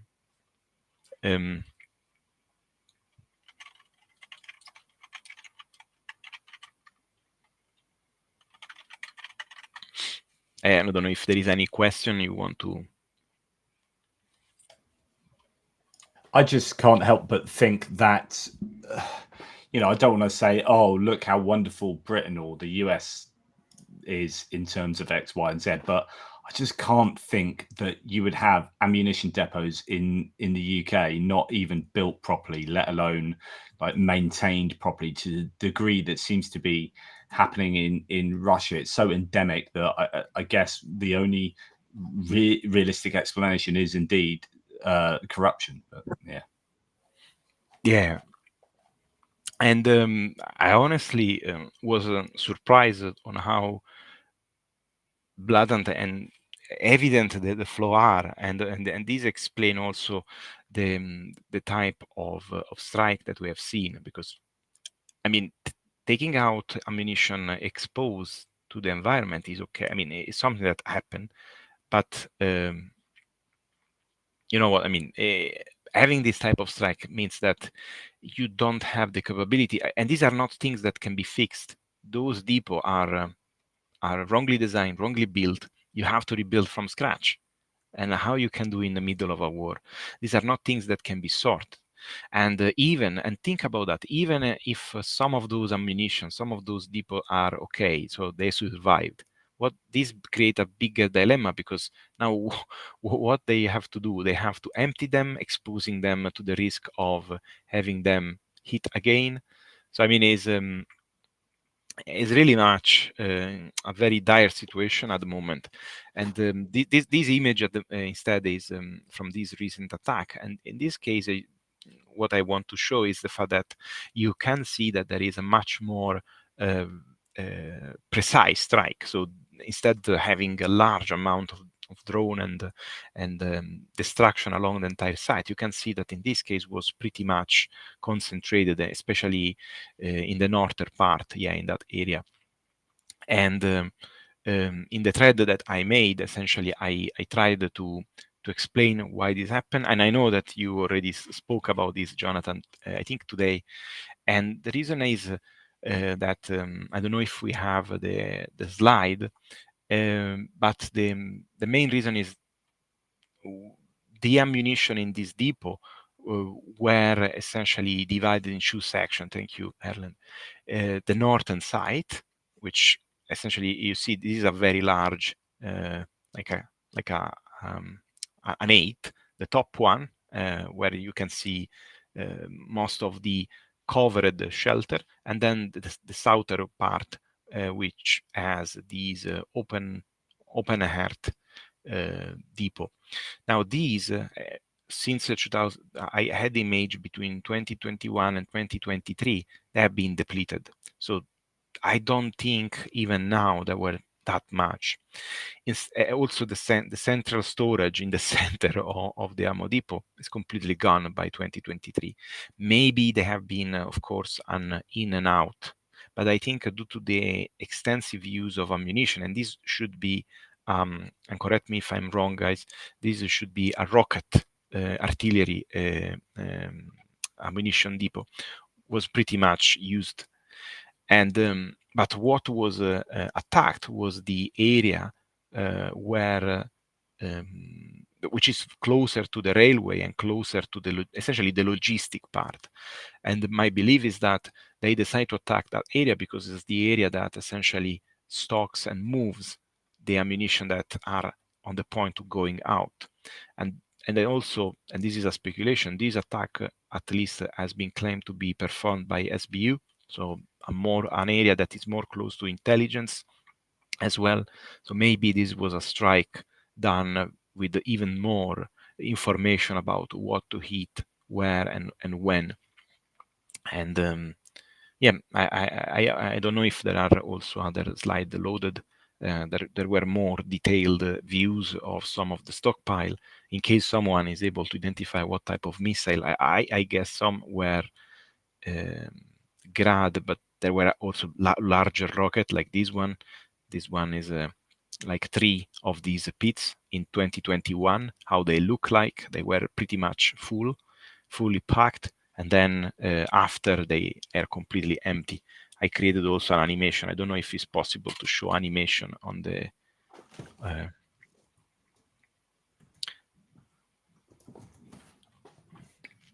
so yeah, I mean, yeah. I'm sorry, I was just going to say, it's also, well, it's been claimed by the guy from the Estonian intelligence who's made a claim that there's maybe 3 months worth of ammunition, etc. Anton Gerashchenko said, according to the head of the Estonian Defense Forces Intelligence Center, Colonel Ants Kiviselg, the ammunition, which had not yet been stored indoors, was delivered to the depot by train just before the attack was launched. After it, the ammunition in the yard detonated along with the bunkers and depots. So there's also, could be the case that there was quite a lot of ammunition waiting to be either stored badly somewhere else or stored correctly somewhere else. I don't know, but just having been offloaded off the trains. But so that could be lucky. It could be exactly what was intended. I don't know. Yeah, exactly. We will never know. And regarding the estimation of how much is lost, I agree with Brian. It's very difficult. I don't think it's small, but it's very difficult to estimate. And for sure, if there is any effect, we have to wait a few weeks before, at least. And regarding, I read a very intelligent question about the fact that we can estimate by earthquakes the amount of TNT equivalent. And this conversion has been done. I sent to the guys on the chat a website where this is a website about that speak mostly about earthquake, and they, of course, reported these type of seismic activity. And I think is the explosion is classified 2.8, so it's very light. And in terms of TNT, I'm sorry to say that it's very minimal, is around 245 kilograms, so it's not that much. But the reason for that is there are many. First of all, because it's not very easy to convert an explosion that happened to the ground and then diffuse. So there are many factors that affect that measurement. And the second is that in order, most of the explosion happen like in sequence, some isolated, some are just burn out, because not always you have an explosion. So it's very difficult to say just from a single event, the big blast, essentially, how much material has been damaged or destroyed. But so if we want to see the effect, probably we will have to wait a few weeks at least. Yeah, and yeah. One other thing that I mean, I don't know how accurate this is, but a chap called Roy, a Canadian chap on a random bloke called Roy on Twitter, so it must be true. No, one of the sources that sometimes pops up says the Russians describe Ukrainian long-range drone strike tactics to defeat air defenses. A small initial decoy wave approaches at high altitude on the obvious frontal attack vector to engage and distract the air defense. The main wave bypasses the target at very low altitudes, 10 to 20 meters, utilizing terrain features to avoid radar detection. Then the attack comes from the rear and the flanks. I don't know if that is pertinent to anything that's been mentioned, but just thought I'd throw that nugget in there as well. But might or might not be true, so who knows? Roy is a good aggregator. That's my comment, but it's content from Telegram. You know, we don't really know who wrote it. But I would. There's no reason to believe that Ukraine hasn't done quite a lot of work on how to design their attack vectors. So it's reasonable to assume at least some degree of ingenuity to defeat air defenses has been done. I think that was like the main points of our analysis, unless Brian and Daniele has something that you wanted to add.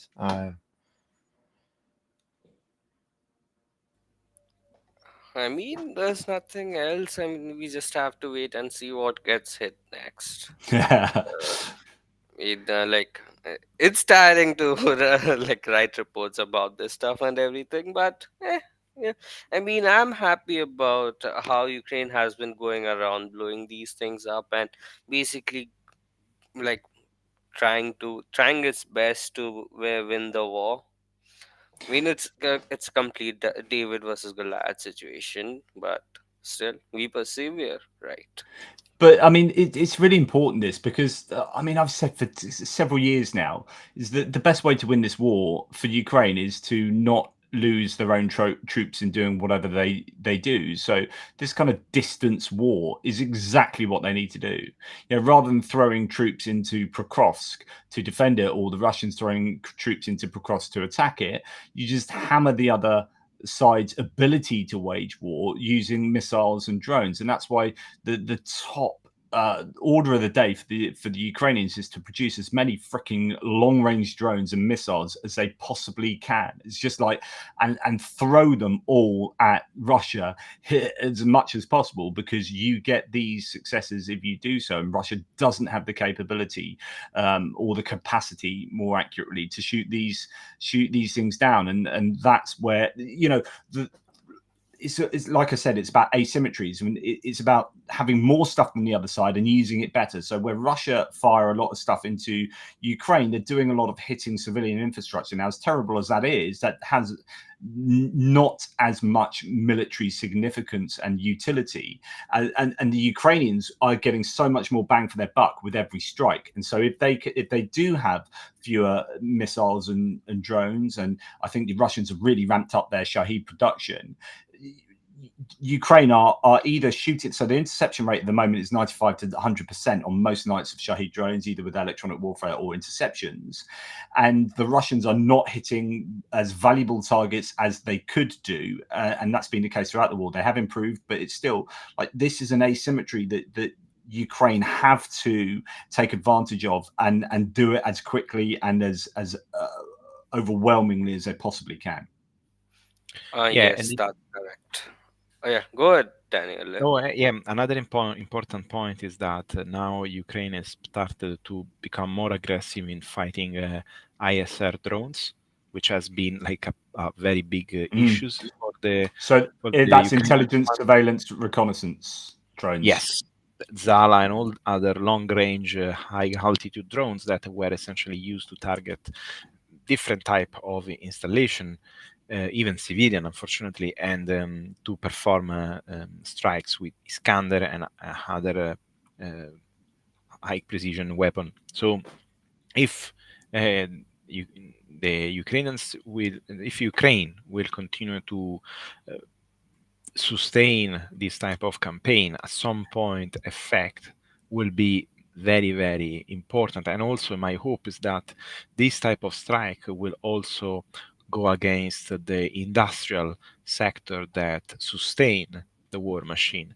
And I know that Russia cannot produce enough, and so it tends to buy from Iran and North Korea.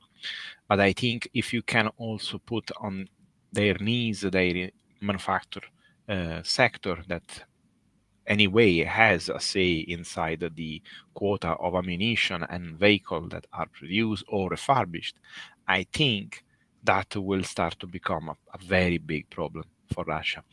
And I mean, at this point, I think many people are honestly also rightfully probably concerned about the advances that Russia is doing in the Donbass. But what I think is very important to understand is not only the advantage, the movement of the enemy, but also its capability of sustain that type of war.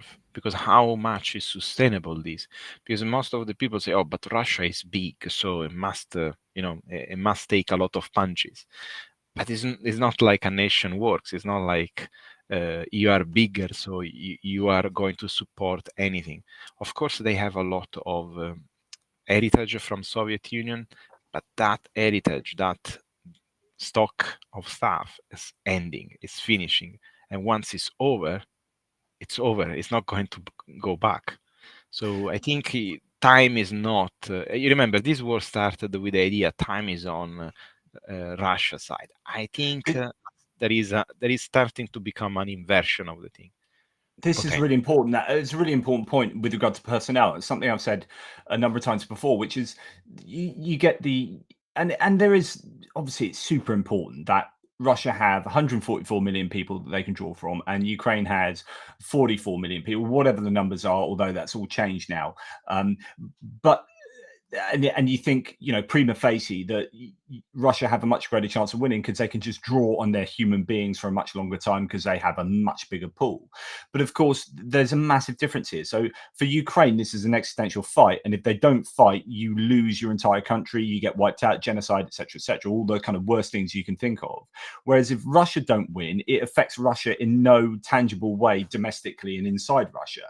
Like this is not an existential fight for Russia. So when you're talking about people being willing to go and fight for a cause, you have far more Ukrainians as a proportion of their population that will be willing to fight,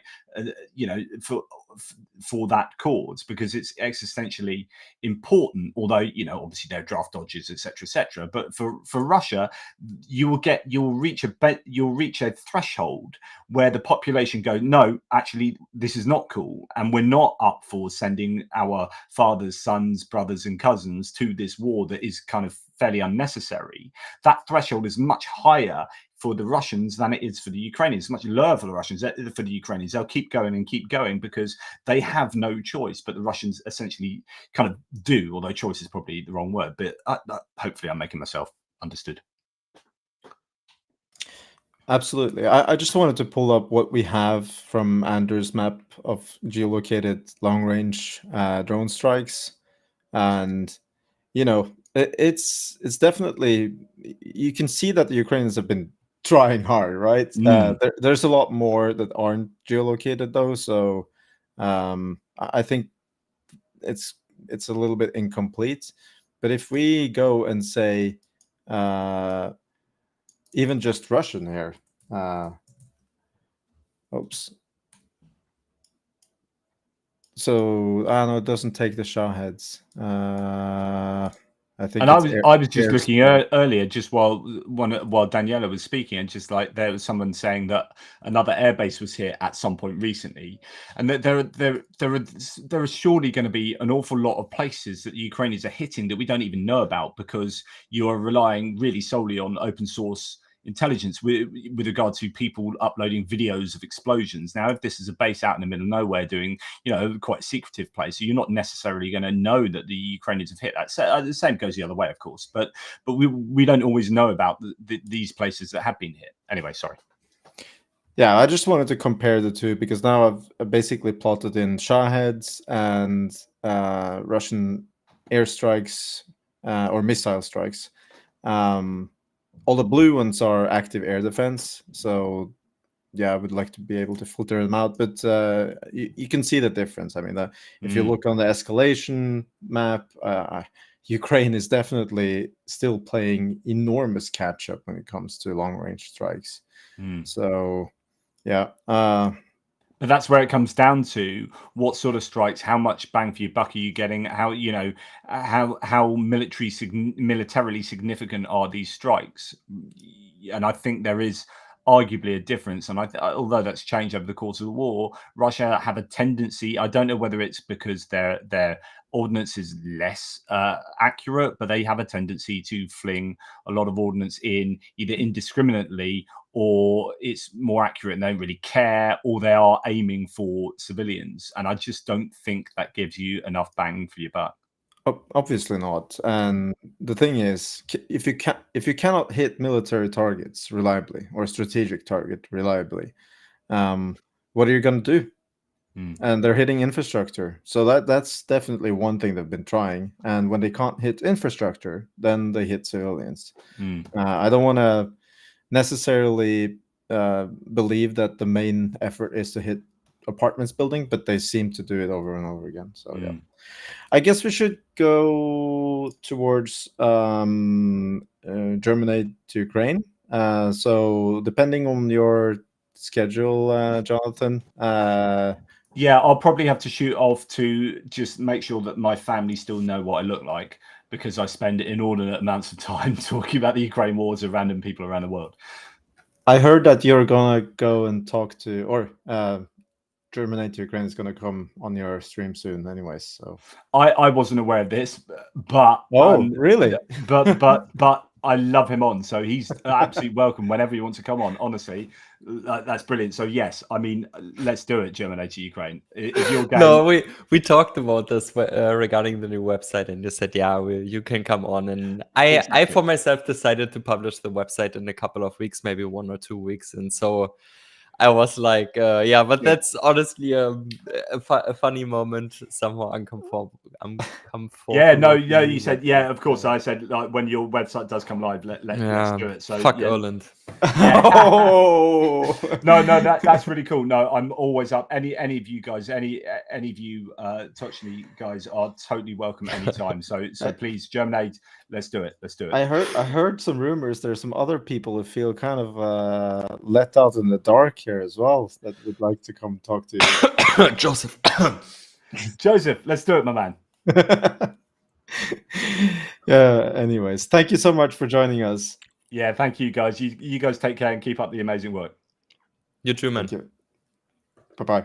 Bye-bye, Jonathan. Bye-bye.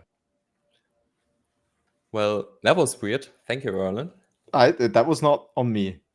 You told me that you were gonna go on in 2 weeks. So we talked about this before, and he said, yeah, come on when it's online, then we talk about it. And so for me, it was already. But I should have probably clarified that I haven't talked to him yet. But it's yeah. Anyway, Details. Yeah, details matter. I know. I see. Yeah. Coming to the segment, thank you first of all. It was a very interesting talk from you guys. Coming to my stuff, as always, I will now present the most important news from Germany regarding Ukraine. Genau, Hans, genau. First, Germany allocates an additional 100 million euros to aid Ukraine in the upcoming winter. This was announced on Tuesday by Germany's Foreign Minister Annalena Baerbock at the ministerial conference at the Moldova Partnership Platform. The funding will be invested into purchasing generators, spare parts for generators, and power plants, and more.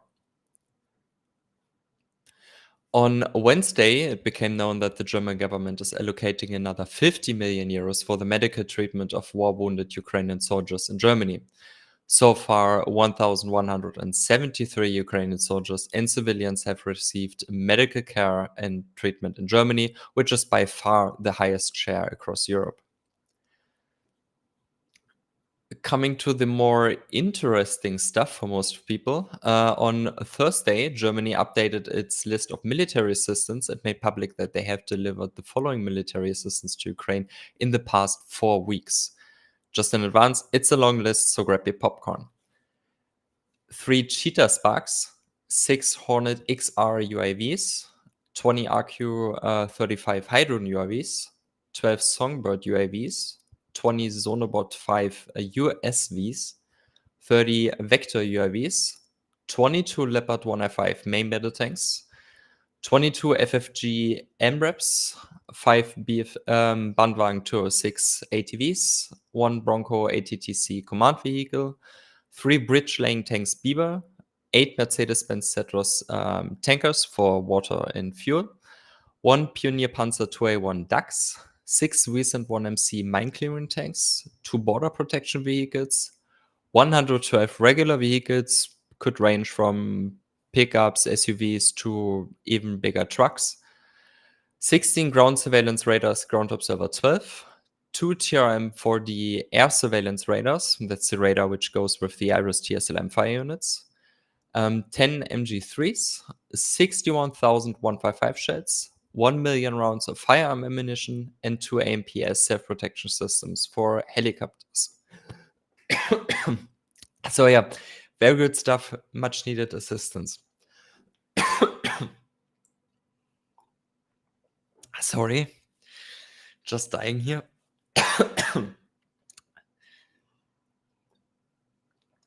Yeah, I'm okay. Do you need someone to fill in while you're dying? No, it's fine. I don't know what happened. You hear my know. voice. It sounds really strange, doesn't it? Yeah, you had the tea. You had the tea, and now it's done. Okay, I try to finish. And as the last item for this week, 14 Volkswagen Amaroks financed by the Federal Foreign Office were handed over to the National Guard of Ukraine in Kyiv. 16 additional vehicles will follow shortly. According to the NGO, the vehicles will be converted and used by mobile fire groups to protect critical infrastructure. And just as the last info, I've decided not to show you another video or image of the selected German delivered equipment as we do every week, as I think we have too much to cover today, or we had too much to cover today, and it's already a longer segment. So yeah, back to you, Erlend. Oh, thank you. I hope you're going to be okay. Yeah, just man, I'm dying. My heart is I don't know. Everyone in chat was rooting for him, man. Yeah, better be. Thank you, guys. We all wish you a speedy recovery. Yeah. Thank you. I just wanted to ask, which is something completely different, but what the hell is going on today?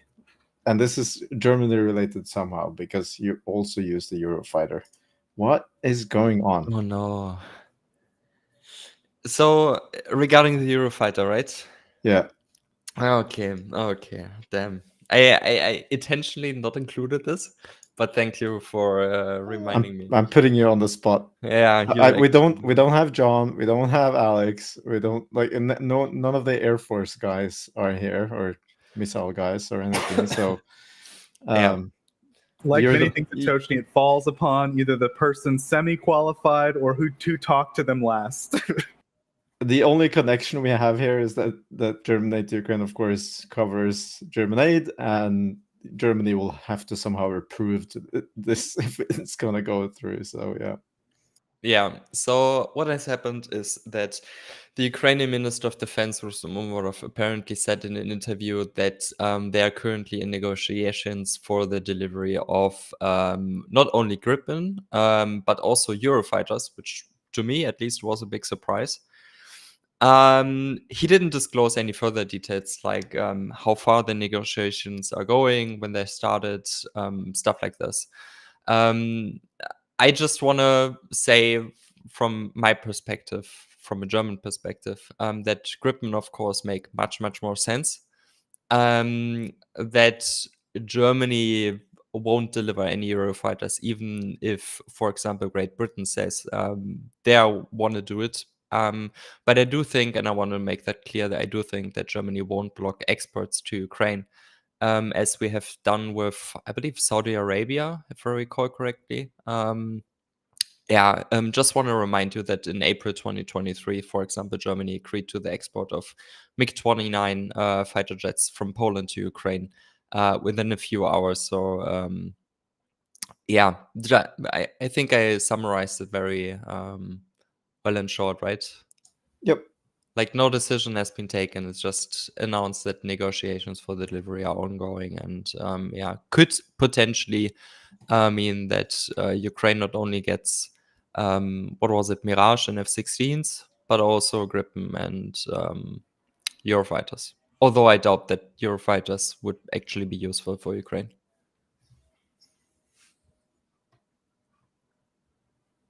Daniele, at least then the UK can participate, right? Well, I think in theory, yes. RAF has enough Eurofighter, I think, but I really don't know how this can become reality. I always say that since the beginning that Eurofighter should be a choice because we have plenty of capacity to build in Europe, in Germany, Spain, and the UK, and I think also Italy. But I think the main three producers are these, and I never understood why Eurofighter was not committed. Most of the weapons that MBDA produce are on Eurofighter platform, so even Meteor, which I don't know why some people say, "Oh, Meteor would be escalatory." Why? I mean, this is a missile, it's a normal anti-air missile. I don't see why it's so a problem. But anyway, yeah. And there was also a lot of rumors about, oh well, the use of Gripen was how they say that. I think in your post, Maurice, I refrained from replies, but a lot of people say, oh, because the Gripen initiative was stopped or halted, but in reality, it wasn't exactly forbidden to go ahead. It was essentially suggested at the time that in order to improve the efficiency of the F-16 deployment, to fund that rather than committing new resources on another platform. So I think we will have just to wait and see what the Ukrainian government will decide to be their air force in the future. They probably need a lot, and they are running out of airframes because I mean they use their MiGs a lot, and I think they at some point they will come to the end of their life. So they need airplane, and they need immediately. So I guess we're gonna have to summon some aviation experts and have a talk about this in the near future. I think so. So we're on the Q&A section now, I guess, and I got a question. So from Thierry, could Andrew put on his map all locations of ammo storage that were located by Jumpy, HIMARS, etc. in their spreadsheet? Would be of use. Yeah, I mean that's possible. A overlay would have to be created. I'll go ahead and forward that question as a request to the programmers who are making the map, I guess. So if you're on Andrew's map, you see that there's this layer button here, and we could probably add another layer. You can see, for instance, you can put on all the Russian fortifications, UXO that has been geolocated. Of course, that would be possible, would be useful. Yep, good suggestions. Thank you. I will forward it. Was there anything more? Other questions you're asking? Yeah. Yeah, a few. I'll read some out. So we've got. I think this is just a quick one. I don't really think there's a big answer. Does anyone have any statistics on the proportion of small personal gifted aid to Ukraine? Not really. I mean, it's definitely been significant. I know the Ukrainians have kept some internal numbers in terms of their big charities, but yeah, I think it's just probably too big and diffuse of a number to even kind of wrap our heads around. I mean, Jeff has been mapping some civilian donations to Ukraine, but it's mainly from NGOs. Right, yeah. I think we could probably get. What? No, I just said drones and vehicles, if I recall correctly, what he summarizes in his list. Yep.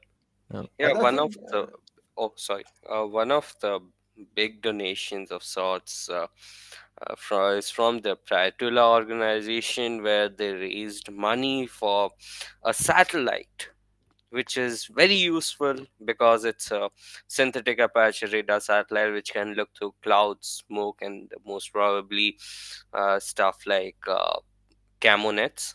So that's one of the big donations that has most probably been given to Ukraine in terms of capability and ISR. this was a private donation. No, this was people satellite. People donated for this, and ICI, the company which is based out of Finland, basically gave Ukraine the complete controls of the satellite. They're like in the army and the intelligence apparatus, to be exact.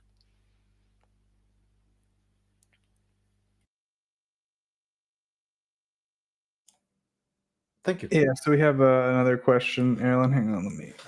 Okay, I'm sorry. I'm just trying to figure out a good system to get these questions in the pipeline here. So we had that question. It was good. I think those were good answers. I would definitely point people to Jeff's figure. And like I was saying, it's kind of like, how do you bound that number and how do you kind of bound all that? But anyway, the next question is from Ozzy Bug. I've seen fewer Ukrainian attacks on Russian hydrocarbon infrastructure. If it's true, could that be external political pressure? I'll just really quickly weigh in and say I think probably it could be other factors. I think one of the things I hear the guys talk about is like these drones are pretty slow. Like if you kind of see them coming, they're not, you can shoot them down. So I would guess maybe that, Russia's somewhat hardened their targets a bit and things like that. And I don't think it's as simple as just sending 100 drones to a refinery, but I could be wrong about that. There might be other explanations, but I think I personally would look to other things besides specific political pressure. Does anyone else have anything they want to say about that?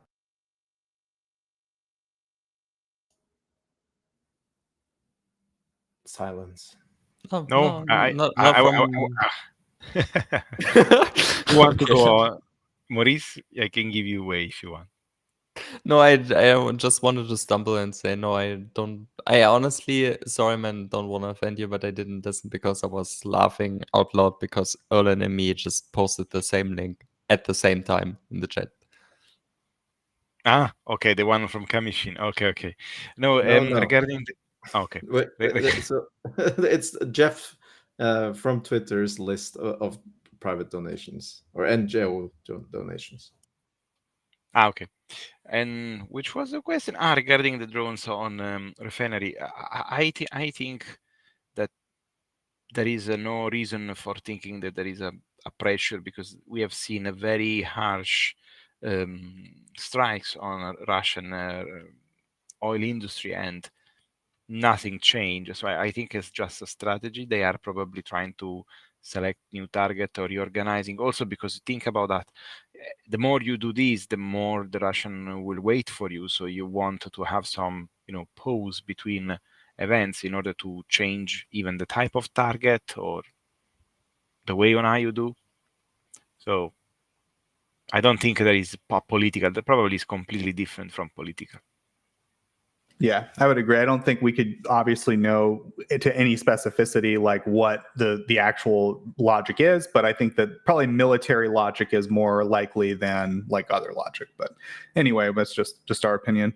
And then the next question is, you got that one from Thierry. Then I think the last couple is mostly about air stuff. Would it make sense to adapt Gripen to Eurofighter engines? Would size be an issue? Performance is a plus. It would be good to become independent of U.S.-made engines for export restriction reasons and stuff like that. Oh my God. I don't think we should answer those questions. Yeah, I think that's just a signal to us. We need to have an aviation episode with maybe one of our aviation guys on or get some guests on who can answer those types of questions better. I think there is a more broad aviation question, which is about how would Ukraine sustain 3 different types of airplanes? I know that is a concern that both Western partners and Ukraine have voiced. I think that came up especially recently with the Gripen, and also I think to some extent the Mirage, but especially the Gripen. Basically, Sweden has mentioned that like Ukraine has expressed interest in the Gripen, but they basically said they can't take it on right now because they are at capacity in terms of what they can do, trying to integrate F-16s. But I think they do genuinely have interest in potentially integrating it in the future. I mean, we've seen Ukraine integrate an absolutely bananas amount of equipment. You've got to feel for those logisticians trying to keep all this stuff running and all the spare parts for all these vehicles, man. And an airplane is obviously, 10 times more complicated than any ground vehicle. So, it's not an easy job, but I think if anyone can do it, it's probably Ukraine. But that's my opinion on the matter. Does anyone have any thoughts on that? I did have a little chat with an aviation friend, and he said that it's not that long ago when we saw countries operating multiple different airframes that were intended for the same sort of mission set, and also from different countries. For instance, Denmark having both the Draken and American airplanes, I think, at the same time. So there is precedent to it, but that was during the Cold War. So I don't think it's impossible, but I won't be able to talk to any of the details.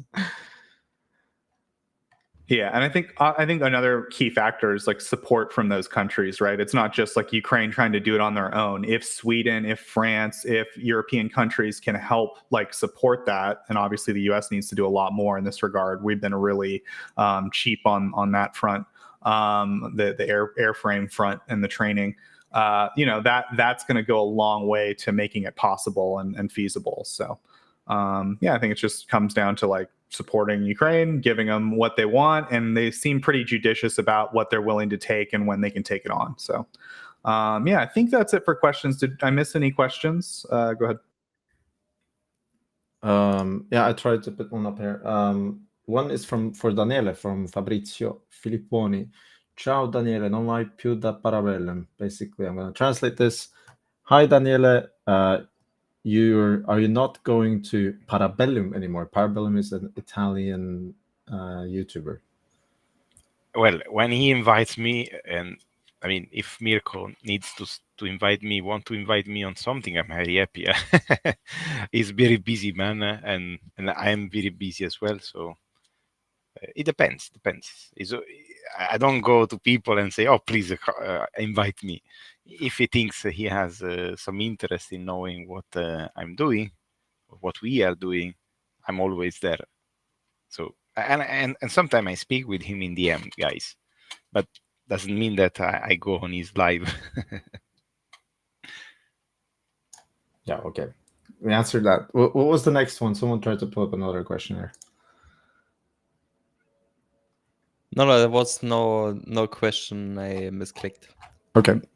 I guess real quick, someone made a statement. I just wanted to clarify my understanding of the Swedish Gripen stuff, Erlend, because I know we covered this last week, but like basically the Swedes have taken a bunch of Gripen stuff like out of storage, or they're like preparing it in Sweden. And the idea is like at some point in the future, if Ukraine needs this stuff, they have it ready. It's not that they're sending like Gripen parts to Ukraine or anything like that. Is that right? I think it's more in the sense that they're procuring more spare parts and setting funds aside to maintain their airframes that they have, so that they don't need to use them for converting them to the EVERS variant, because Sweden is basically converting its whole fleet of C and D variants to the E variant, but in this case they're basically letting some of the older airframes having a longer life so that they can at some point be sent to Ukraine. So basically setting funds apart for that. Yeah, so I think that's a good way to put it. It's like a very strong signal that they're gonna at some point in the future probably send these to Ukraine, but I would say nothing like material has been done more than that, right? I don't think so, but the Swedes are a little bit like, the Norwegians and the Brits in a sense. They don't publish details about what they're doing with the money necessarily completely transparent. So the Swedes are known to have sent stuff that they didn't talk about as well, and then maybe it popped out like 6 months later that they sent these things. So we'll see what actually is going to happen, but it's also a signal that they are willing to commit money and funds, quite substantial actually, to preparing aircraft for a future in Ukraine, which I think it's more a political signal to both Ukraine and to the rest of the Western alliance that Ukraine asked us for aircraft, and we're definitely committing to that. I think I that's. want it to happen because John will be mad. Oh. Yeah, John will definitely be mad or upset, I would say. Why? I'm not going to talk for John. I think, well, I'll summarize to say he thinks any penny that's spent on Gripen should be spent on F-16 and like getting, more bang for our buck with all the F-16s and more F-16s. I think that would be the most succinct way to put it. But it's just a joke. I'm just kidding. We love John. John's busy at school. He's finishing up his final years and trying to start his career in Washington. So he's a busy bee right now. But yeah, we are. Our heart goes out to John and his his love for the F-16. Do we have any other questions we want to cover before we go to the outro?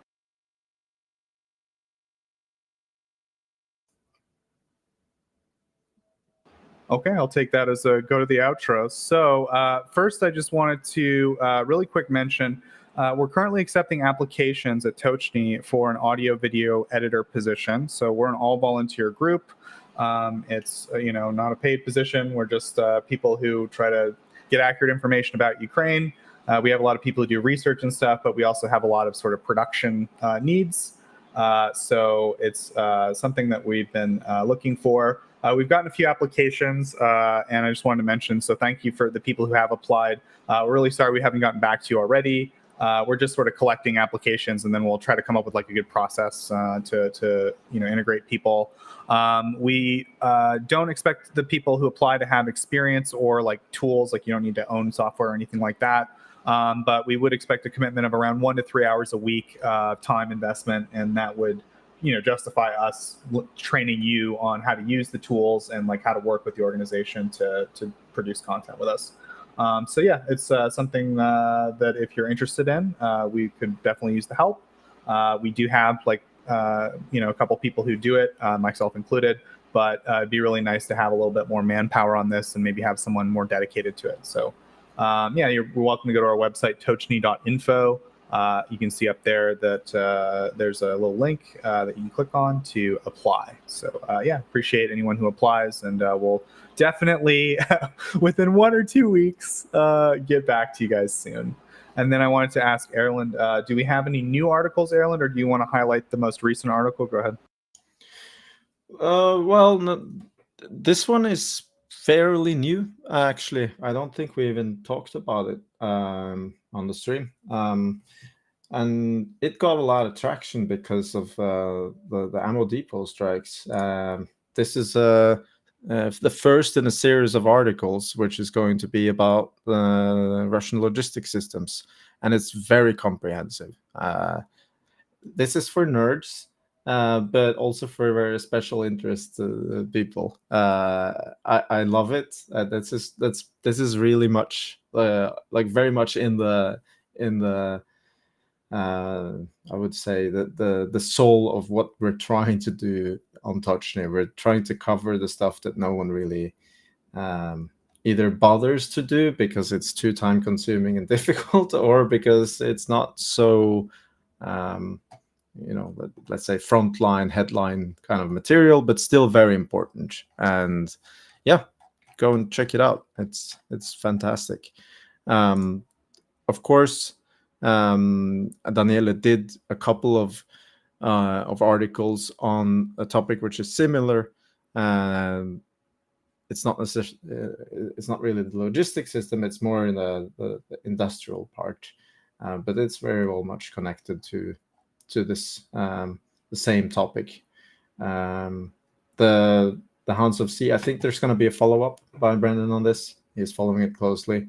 And I would recommend everyone to go to the ATP Geopolitics channel and check out the interview with Brendan and Andrew on the topic. They talked for, I think, almost 2 hours about this. Yeah, thanks, Erlend. So yeah, head over to the website.